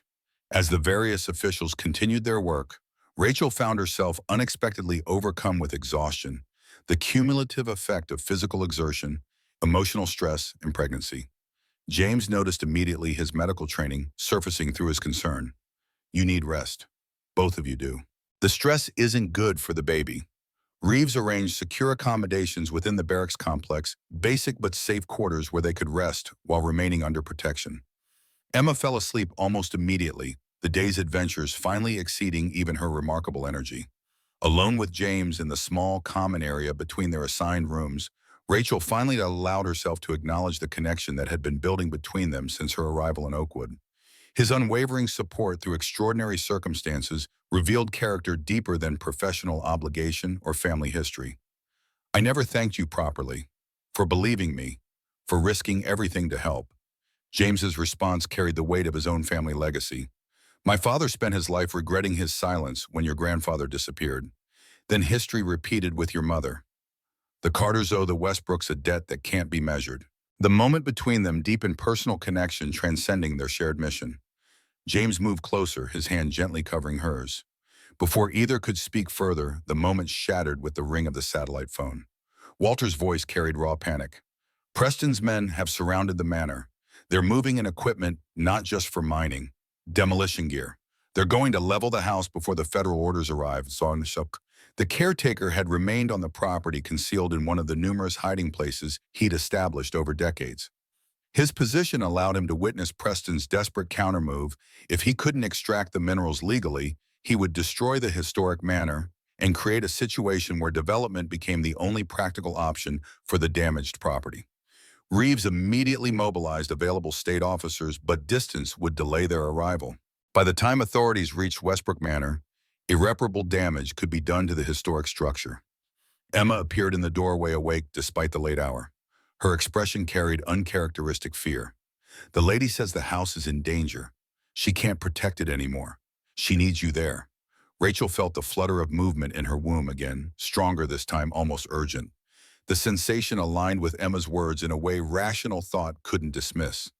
Whatever connection existed between Westbrook women and the manor, whatever Eleanor had meant by, the house will protect you if you listen to it, Rachel could no longer deny its reality.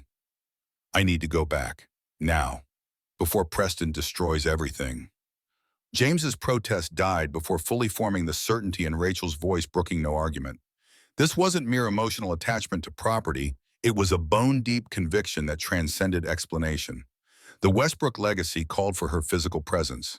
They departed with minimal delay, Reeves providing a police escort for the first portion of their journey, as much protection as could be arranged without compromising the larger operation being mobilized.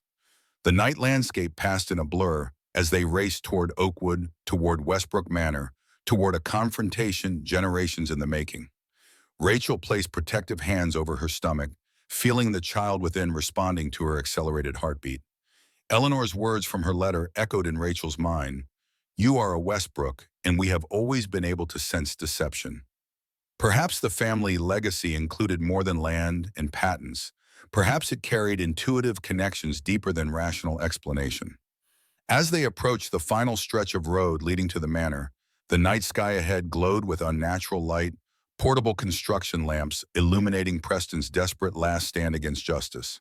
Rachel steeled herself for whatever awaited within that harsh glare. The house had protected Westbrook women for generations. Now a Westbrook woman would protect the house. The final approach to Westbrook Manor revealed a war zone of industrial activity. Floodlights mounted on telescoping poles cast harsh illumination across the property, creating sharp shadows that transformed the familiar landscape into something alien and hostile. Heavy machinery formed a perimeter around the manor house, excavators, bulldozers, dump trucks positioned for maximum efficiency. Preston wasn't just planning demolition. He was orchestrating complete erasure. James parked a quarter-mile from the property line, concealing the vehicle behind dense undergrowth. The brightness ahead would work to their advantage. Anyone looking outward from the worksite would be effectively night-blind beyond the light boundary. Emma's face pressed against the window, her expression uncharacteristically grim. "They're hurting the house. I can feel it crying." Rachel found herself nodding, sharing the child's inexplicable sense of the manor as something alive, wounded but fighting. The sensation defied rational explanation, yet felt undeniably real. They advanced cautiously through the woods, James leading with the practiced stealth of someone raised in these forests. The property's extensive grounds provided multiple approaches, most unknown to Preston's security team, who focused their attention on obvious access points.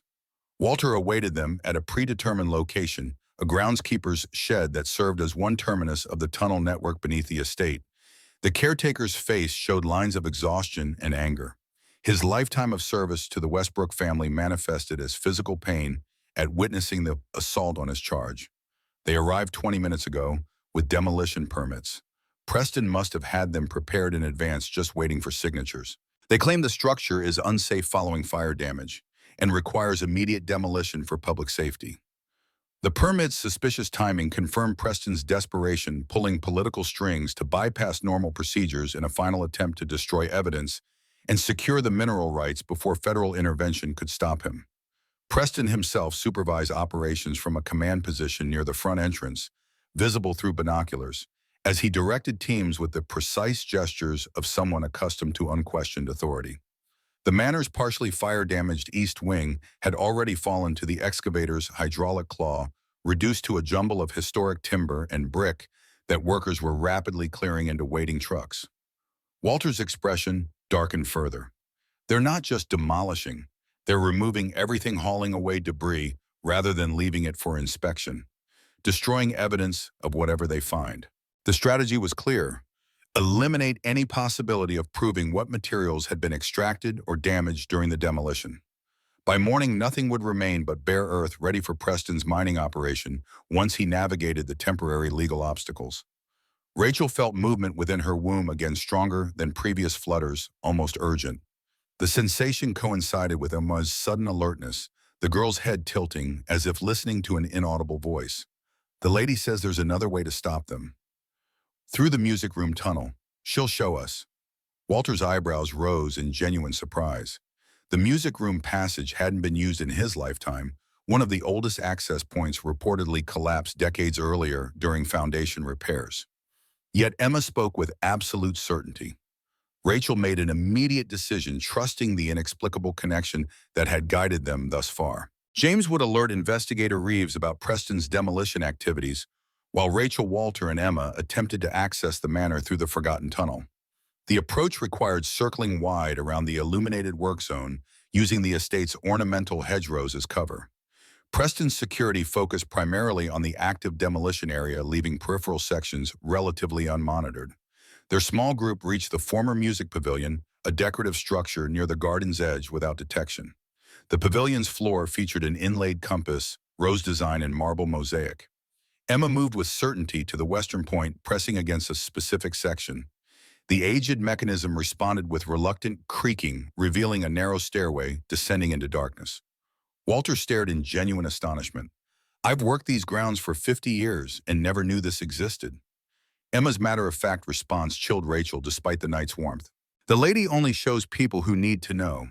Their descent took them through a passage untouched by human presence for generations, cobwebs brushing faces, air thick with the mineral scent of undisturbed earth, wooden support beams groaning ominously under the weight of time. The tunnel eventually connected to a larger passage that Walter recognized as part of the manor's original construction, a maintenance access predating modern utilities. This wider section showed recent use, likely by Preston's teams investigating the property's substructure. Boot prints in the accumulated dust led toward the manor's foundation, not random exploration, but purposeful movement. Whatever Preston sought extended beneath the house itself. They followed these tracks cautiously, aware that encountering Preston's men in the confined space would leave no retreat options. The passage gradually sloped upward before terminating at a vertical shaft with iron rungs embedded in the wall, a service access to the manor's cellar. Walter ascended first, confirming the area clear, before helping Rachel and Emma follow. The cellar showed signs of Preston's investigation equipment, cases left open, coarse sample tubes labeled, with location data mapping instruments abandoned in apparent haste when the demolition order came through. A partially disassembled section of foundation wall revealed Preston's specific interest, exposed veins of unusual mineral deposits embedded directly in the manor's substructure. Rachel recognized the distinctive coloration from Eleanor's documentation of rare earth elements. Walter examined the samples with growing comprehension. The house wasn't just built on valuable minerals, it was built with them. The foundation stones came from a local quarry that contained trace deposits. The Westbrooks have been literally living above and within the resource Preston covets. This discovery transformed their understanding of Preston's obsession. The manor itself contained valuable materials, not in commercially viable quantities, but enough to explain his determination to control every aspect of demolition and debris removal. He intended to process the very fabric of Westbrook Manor for its mineral content. The immediate challenge remained stopping the destruction already in progress. From the cellar, they could hear the machinery operating above the rhythmic impact of wrecking equipment, the crash of collapsing structure orders shouted between workers.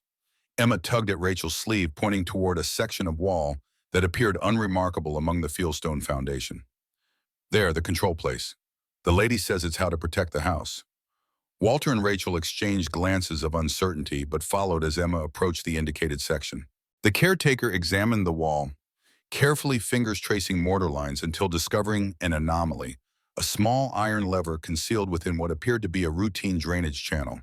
Walter's expression reflected both professional respect and personal amazement. Hidden infrastructure controls. The manor was decades ahead of its time in many ways. This might access emergency systems, fire suppression, structural reinforcements. With no alternative strategy available, Rachel nodded permission to activate whatever mechanism had remained hidden for generations. Walter pulled the lever with the careful precision of someone who had maintained complex systems throughout his career. The response came immediately, not from the cellar, but throughout the entire structure. A low, humming vibration emanated from within the walls themselves, followed by the unmistakable sound of heavy machinery failing above them. Engine noise changed pitch, hydraulic systems whined in protest, electrical components sputtered and died. Walter's expression transformed from confusion to dawning comprehension. Electromagnetic disruption. William Westbrook was an inventor specializing in electrical systems. He must have built protection directly into the house, a defense mechanism against industrial threats of his era that coincidentally affects modern equipment just as effectively. Preston's demolition machinery had gone inexplicably inert, a development that would buy precious time until legal intervention arrived. However, their activation of the manor's hidden defense system wouldn't go unnoticed. Investigation would inevitably follow. They needed to reach the main floor and assess the situation. Walter led them through service stairs to the kitchen level, moving with increased caution as voices became audible, workers and security personnel responding to the equipment failure with confusion and increasing frustration. Through windows overlooking the front grounds, Rachel observed the chaos their intervention had created.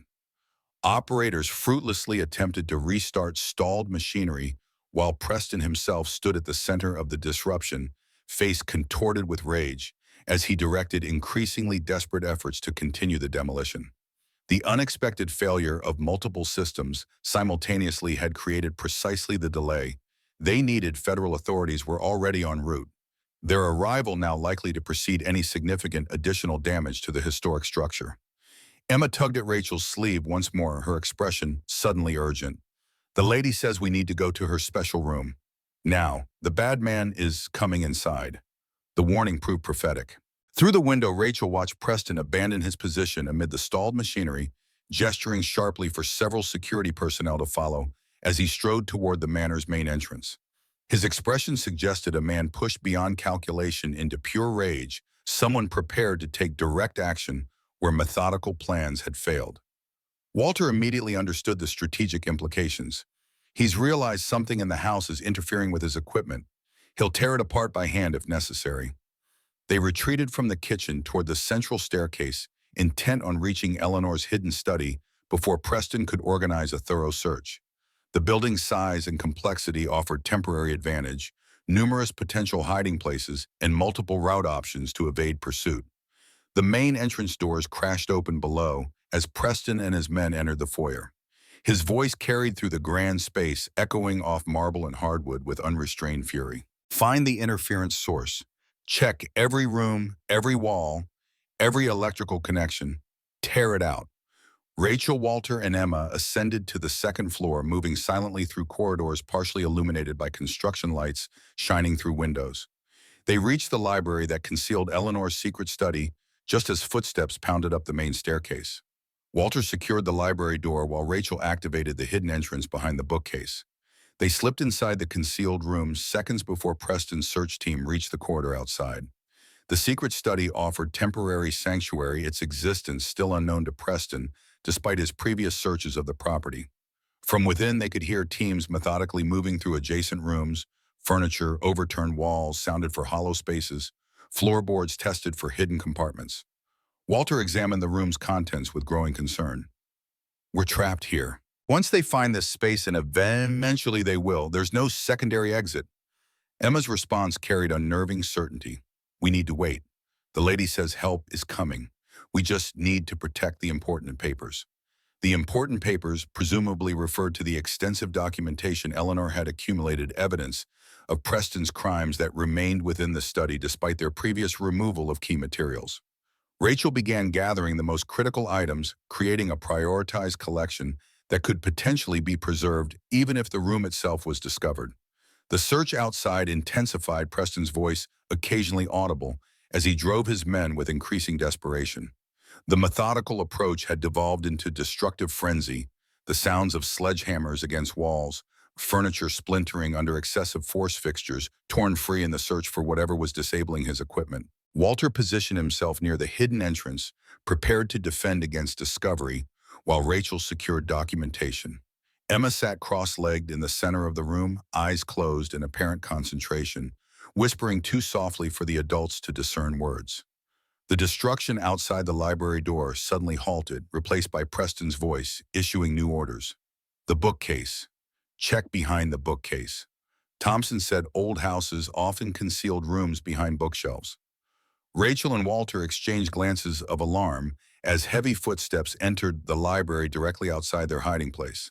The systematic testing of walls had given way to specific informed searching, dramatically increasing the risk of imminent discovery. Emma's eyes snapped open, her whisper now clearly audible. It's time, the lady says. Push the red book on the third shelf. Walter located the indicated volume, a leather-bound edition of Electrical Engineering Principles, positioned incongruously among literary classics. When pulled, the book triggered a secondary mechanism unlike the bookcase entrance. A section of the study's rear wall slid silently aside, revealing a narrow passage beyond a final escape route, hidden within an already hidden room. Eleanor's paranoia had extended to contingency planning that even her longtime caretaker hadn't known existed. They entered the new passage seconds before sounds from the library indicated the primary secret entrance had been discovered. Preston's triumphant exclamation confirmed their narrow escape as the bookcase mechanism activated behind them. The secondary passage extended deeper into the manor's structure, then seemed architecturally possible, eventually opening into a small round room nestled within the central chimney stack, a space that would appear solid from any exterior perspective, completely undetectable without specific knowledge of its existence. The room contained a single wooden chair, a small writing desk, and most surprisingly, a modern laptop computer connected to what appeared to be a satellite uplink. A note taped to the screen read simply, "For Rachel when the time comes." Emma settled into the chair with practiced familiarity, her small fingers moving confidently across the keyboard. The screen illuminated with Eleanor's personal files, decades of digital record-keeping that complemented the physical documentation in the study. Walter stared in undisguised astonishment. How did she access that without the password? Emma's response came without looking away from the screen. The lady told me. She's been teaching me things. The implications of this connection between Emma and Eleanor, a relationship that transcended conventional understanding, would require later examination. For the moment, the practical advantage of accessing Eleanor's digital records took priority. The computer contained comprehensive documentation beyond what they had discovered: physically financial records showing Preston's progressive corruption of local officials, environmental testing data proving contamination from his existing operations, digital copies of all physical evidence they had previously secured. Most critically, it contained a direct communication system connected to federal agencies, a secure channel Eleanor had established with environmental protection authorities years earlier. The system showed multiple automated alerts already transmitted, triggered by their activation of the Manor's defensive mechanisms. Help wasn't just coming. It had been summoned the moment they pulled the hidden lever in the cellar. Rachel used the system to update federal responders about their current situation trapped within the house, as Preston conducted a destructive search, likely destroying evidence in the process. The response confirmed intervention teams were less than 10 minutes from the property, with explicit authorization to arrest Preston for violation of the emergency injunction. Those 10 minutes stretched eternally, as Preston's rage-driven destruction continued throughout the manor. From their hiding place, they could hear the systematic demolition of interior walls, furniture, fixtures, anything that might conceal the source of interference with his equipment. The sound of splintering wood suddenly ceased, replaced by Preston's voice, raised in triumph. The study. Everything she had on me right here all along. The hidden documentation within Eleanor's secret room had been discovered.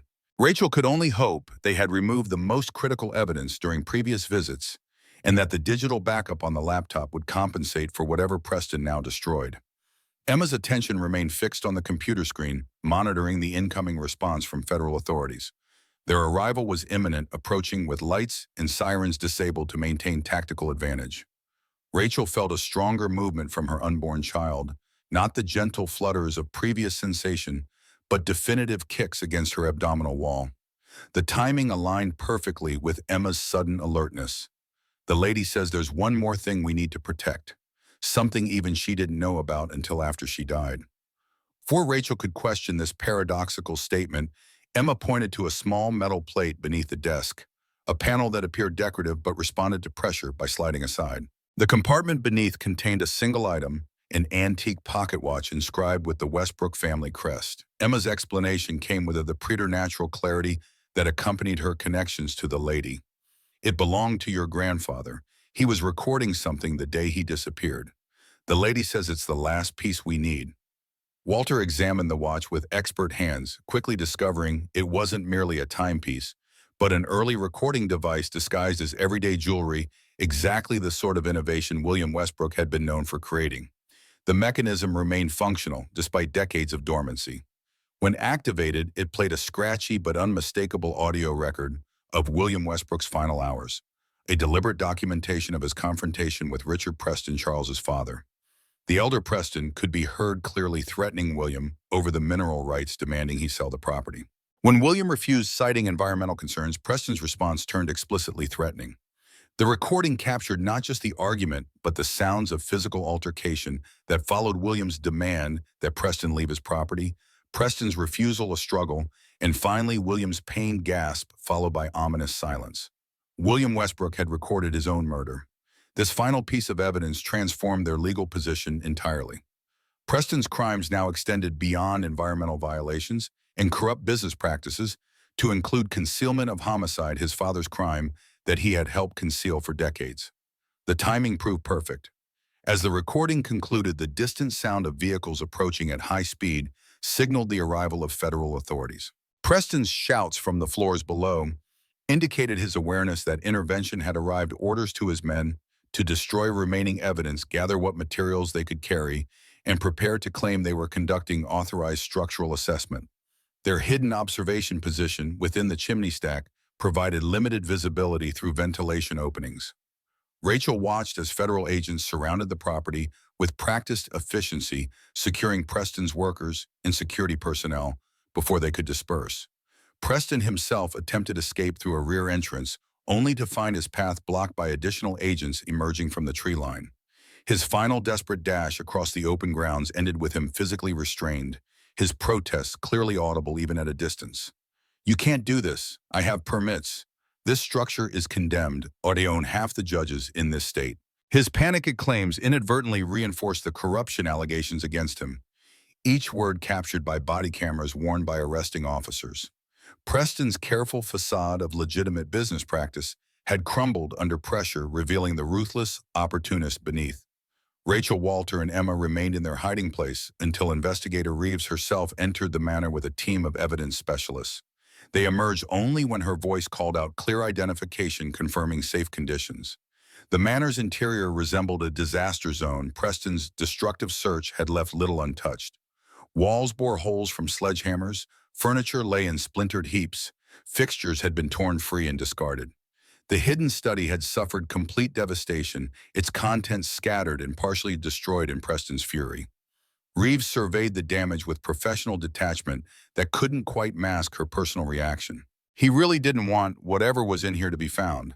That alone tells me we've hit something significant. The laptop and pocket watch recording provided the evidence cornerstone digital materials Preston couldn't destroy and hadn't known existed. Combined with previously secured documentation and Frank Miller's independent records, they created an overwhelming case that would extend well beyond local jurisdiction. Charles Preston, visible through windows as he sat detained in a federal vehicle, appeared suddenly diminished, his commanding presence, reduced to an aging man whose carefully constructed empire was disintegrating around him. The powerful figure who had terrorized Oakwood for decades had been revealed as vulnerable after all. James arrived as federal teams secured the property, having coordinated with the approaching authorities to guide additional units to the correct location. His reunion with Rachel carried the weight of shared survival through genuine danger relief and something deeper passing between them without words needed. Emma moved immediately to her father's side but maintained her unusual connection to the environment, trailing her fingers along walls as they walked, whispering occasionally to unseen presences. The girl's role as conduit between worlds, whether explained as extraordinary in intuition or something less rationally defined, had proven essential to their survival and success. As morning light gradually replaced the harsh artificial illumination Preston had installed, the true extent of damage to Westbrook Manor became visible. The east wing remained partially destroyed from the original fire, while Preston's demolition efforts had compromised numerous interior walls and structural elements throughout the main building. Walter surveyed the devastation with the experienced eye of someone who had maintained the property for decades. His assessment carried guarded optimism despite the extensive damage. The bones are still sound.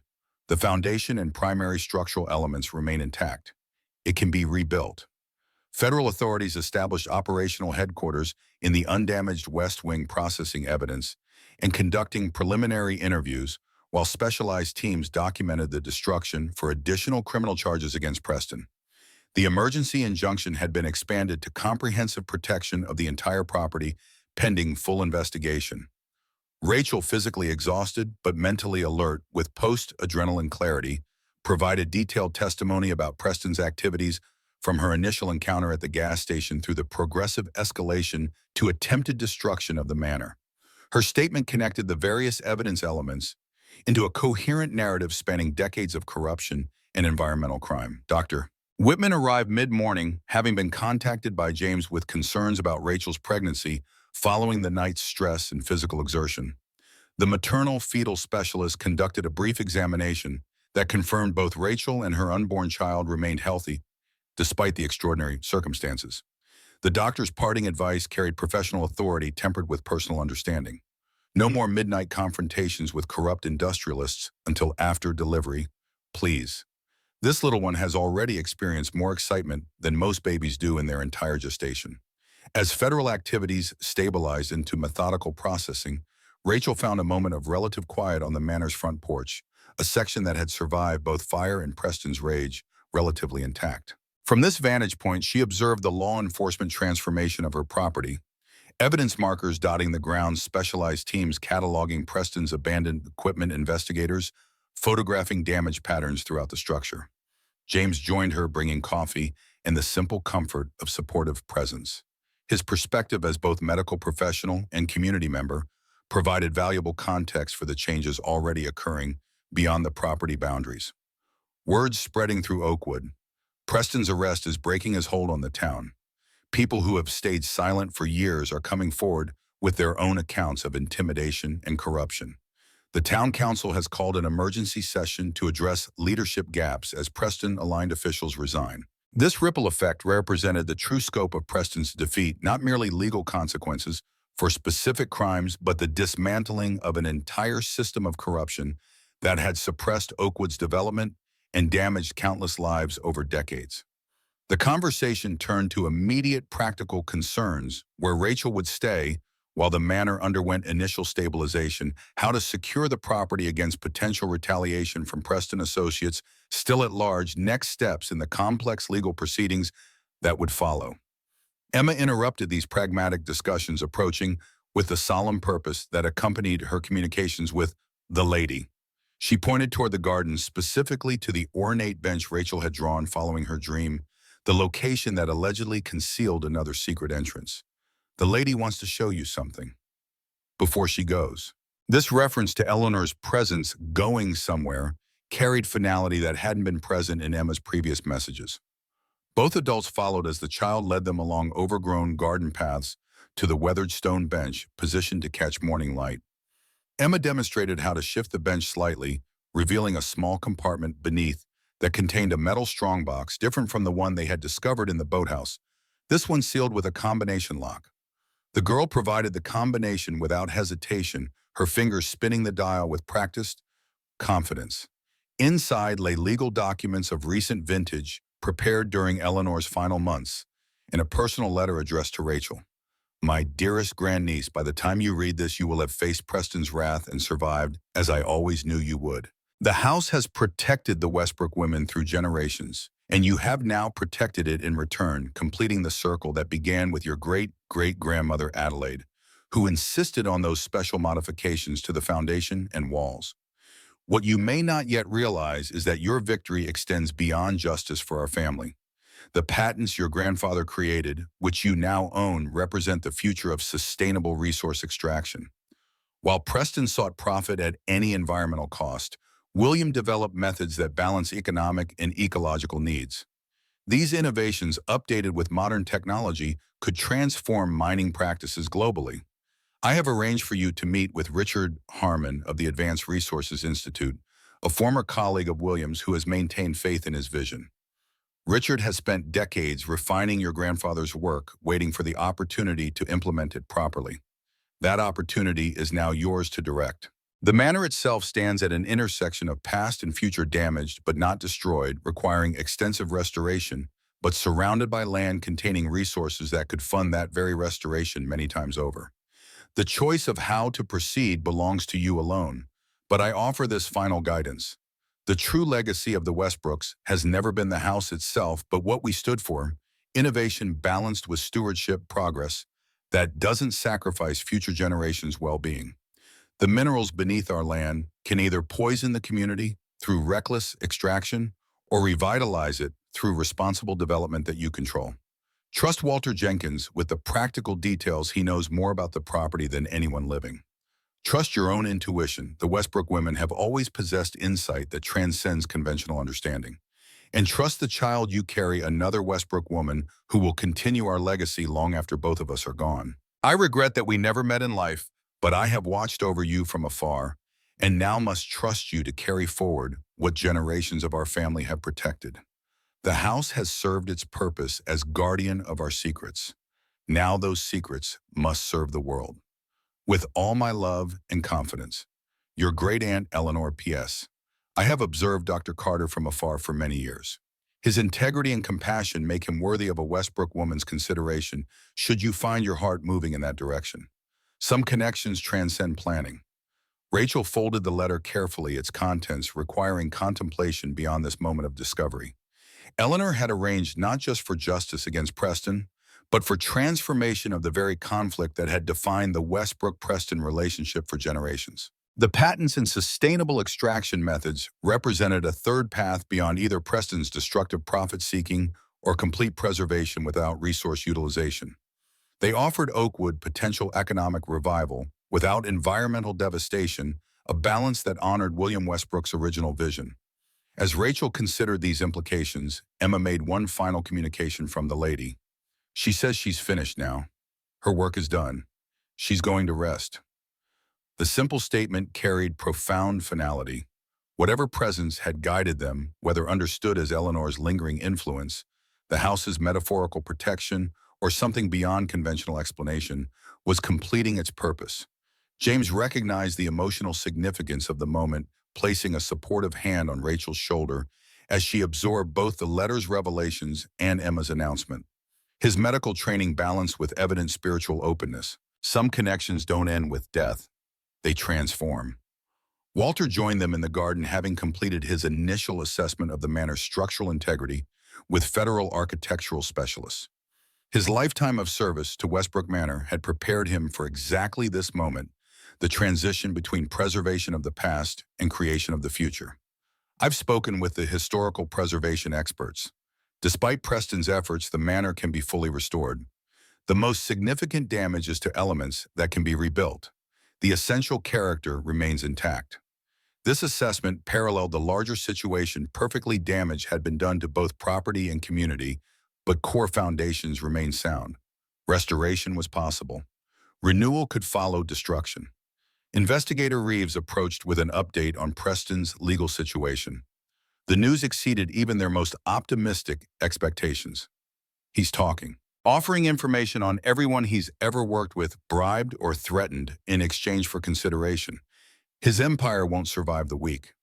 The rapid collapse of Preston's resistance reflected the fundamental weakness of power built on corruption and intimidation. Without fear to sustain it, the structure imploded from within, former associates becoming informants, allies distancing themselves, supporters suddenly developing convenient amnesia about their connections.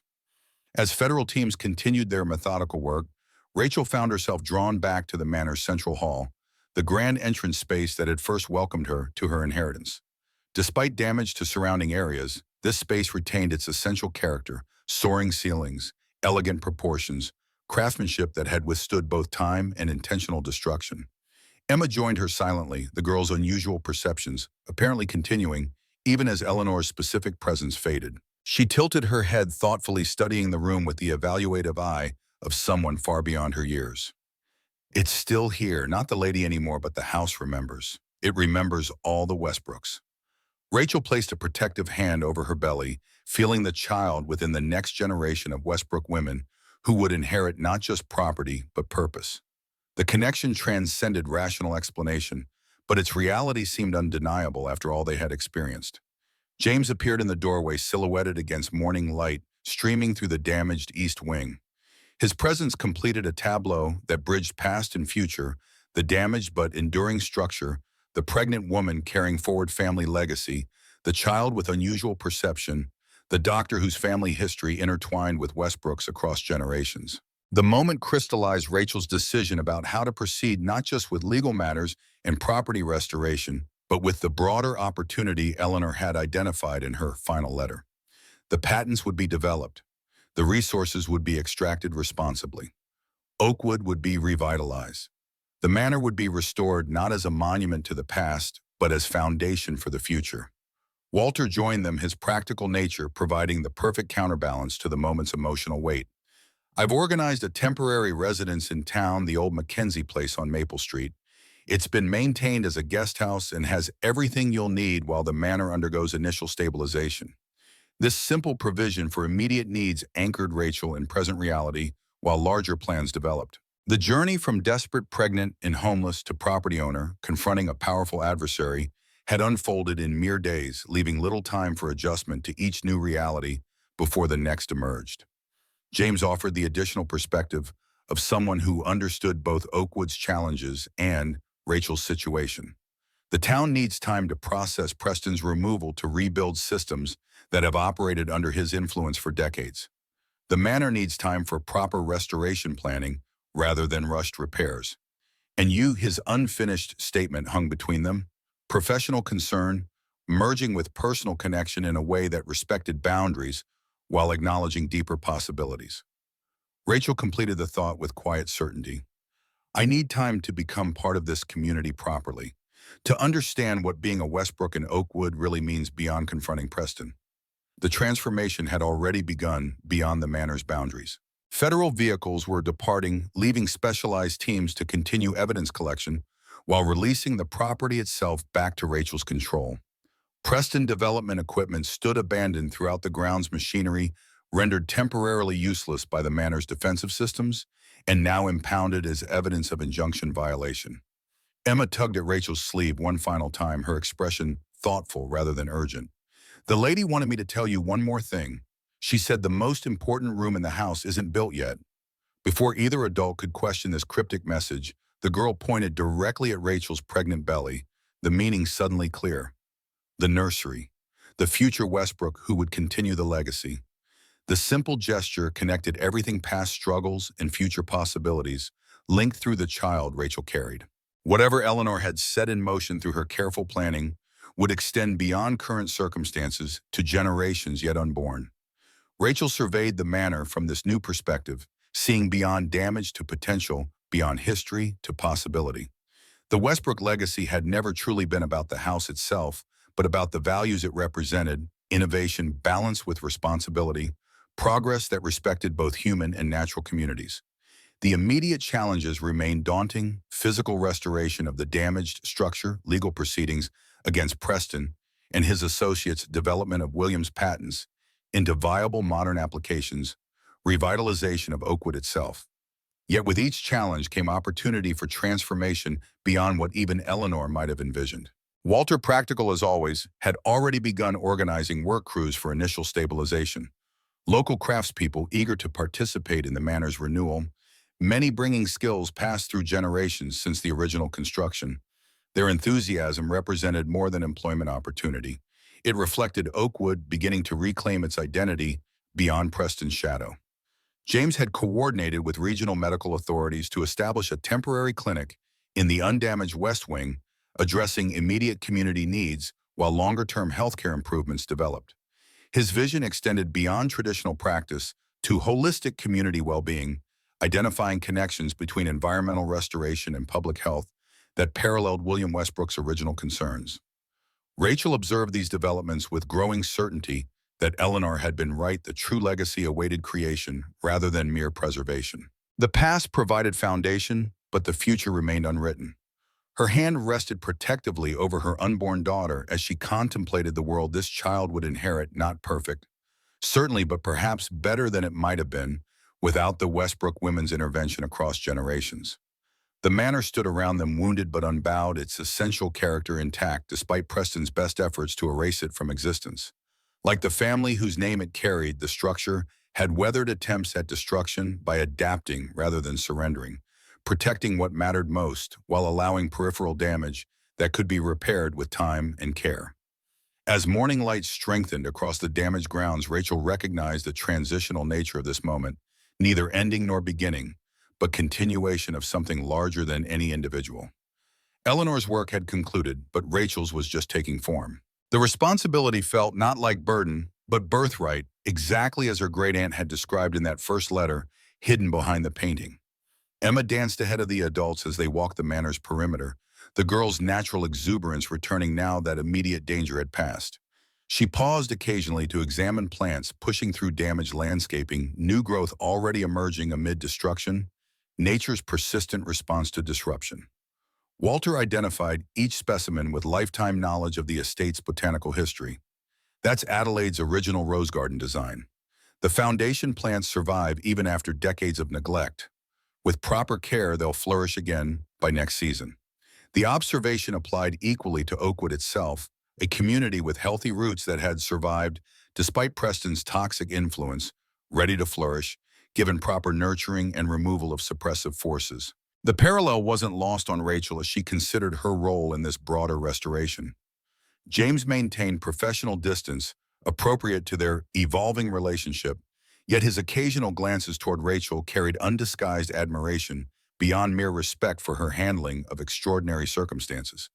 The connection between them had developed through shared purpose and mutual support rather than conventional romance, a foundation potentially stronger for having been tested under extreme conditions.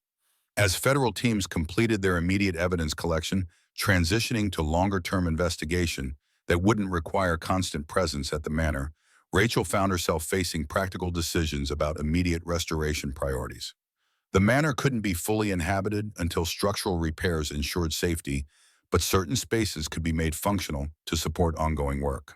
Walter proposed converting the undamaged carriage house into temporary administrative headquarters, a base for coordinating the complex restoration while maintaining secure presence on the property. The suggestion reflected his innate understanding of both practical needs and symbolic importance of maintaining Westbrook presence on the land without interruption. Emma, still operating with her unusual perceptiveness, identified specific rooms that should receive priority attention, spaces that held particular significance for the manor's history or contained features that required specialized conservation. Her recommendations aligned perfectly with architectural assessments, despite her lack of formal knowledge in the field. The practical planning grounded Rachel in immediate reality while allowing space for larger vision to develop. Eleanor's letter had outlined possibilities rather than prescribing specific actions, trusting Rachel to determine appropriate implementation based on evolving circumstances. This approach reflected the Westbrook philosophy Walter had described throughout their acquaintance, principles maintained across generations, while specific applications adapted to contemporary needs. Innovation and preservation in balance, neither sacrificed to the other. As midday approached, Rachel finally allowed herself to acknowledge the physical exhaustion accumulated through days of stress and nights of minimal sleep. Her pregnancy amplified this fatigue, the child within demanding resources, regardless of external circumstances. James recognized the signs immediately, his medical training surfacing through personal concern. Rest isn't optional in your condition. The manor has stood for over a century. It will still be here after you've had proper sleep. The simple truth cut through Rachel's resistance. Westbrook Manor had indeed survived Preston's worst efforts at destruction. The immediate crisis had passed. The next phase required sustainable effort rather than emergency response pacing that acknowledged human limitations instead of ignoring them. Walter had already prepared the Mackenzie guest house as temporary residence, a comfortable Victorian home in Oakwood proper that offered both proximity to the estate and separation needed for genuine rest. The arrangement would serve until the manor reached habitable condition. As Rachel prepared to depart for this temporary haven, she took a final walk through the manor's central hall, the space that had first welcomed her to her inheritance just days earlier. Despite damage surrounding it, this core area retained its essential character, the heart of Westbrook Manor still beating strongly beneath superficial wounds. Emma joined her silently, the girl's perceptiveness extending beyond verbal expression as she slipped her small hand into Rachel's. The simple gesture communicated understanding that transcended age differences, recognition that both had experienced something beyond conventional explanation. Rachel felt movement within her womb again, distinct kicks that seemed to respond to their surroundings rather than random fetal activity. The sensation reinforced the connection that had guided them throughout the confrontation with Preston. The Westbrook women across generations, past, present, and future, linked by something deeper than mere genetic inheritance. Through the manor's windows, Rachel observed the property extending in all directions, damaged but not destroyed, its fundamental character persisting despite Preston's attempts at erasure. Like the family whose name it bore, Westbrook Manor had proven resilient beyond rational expectation. Eleanor's final message through Emma echoed in Rachel's mind. The most important room in the house isn't built yet. The nursery that would welcome the next Westbrook woman represented continuation rather than conclusion, not ending of a story but opening of its next chapter. As Rachel turned to leave, she noticed something overlooked in previous observations, a small carving in the newel post at the base of the grand staircase. Initials and dates marked the height of Westbrook children across generations, the most recent from decades earlier. Space remained for additions yet to come.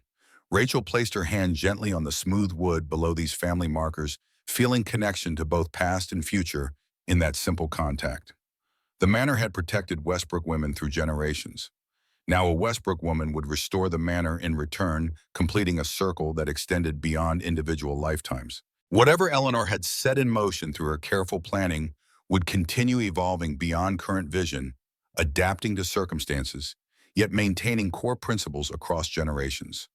The true legacy awaited creation rather than mere preservation. As Rachel stepped through the manor's front entrance onto the porch beyond, morning sunlight broke through cloud cover that had persisted since dawn. The sudden illumination transformed the damaged landscape, highlighting not destruction, but potential paths forward rather than obstacles overcome. The Westbrook journey hadn't ended with Preston's defeat. In many ways, it had only begun.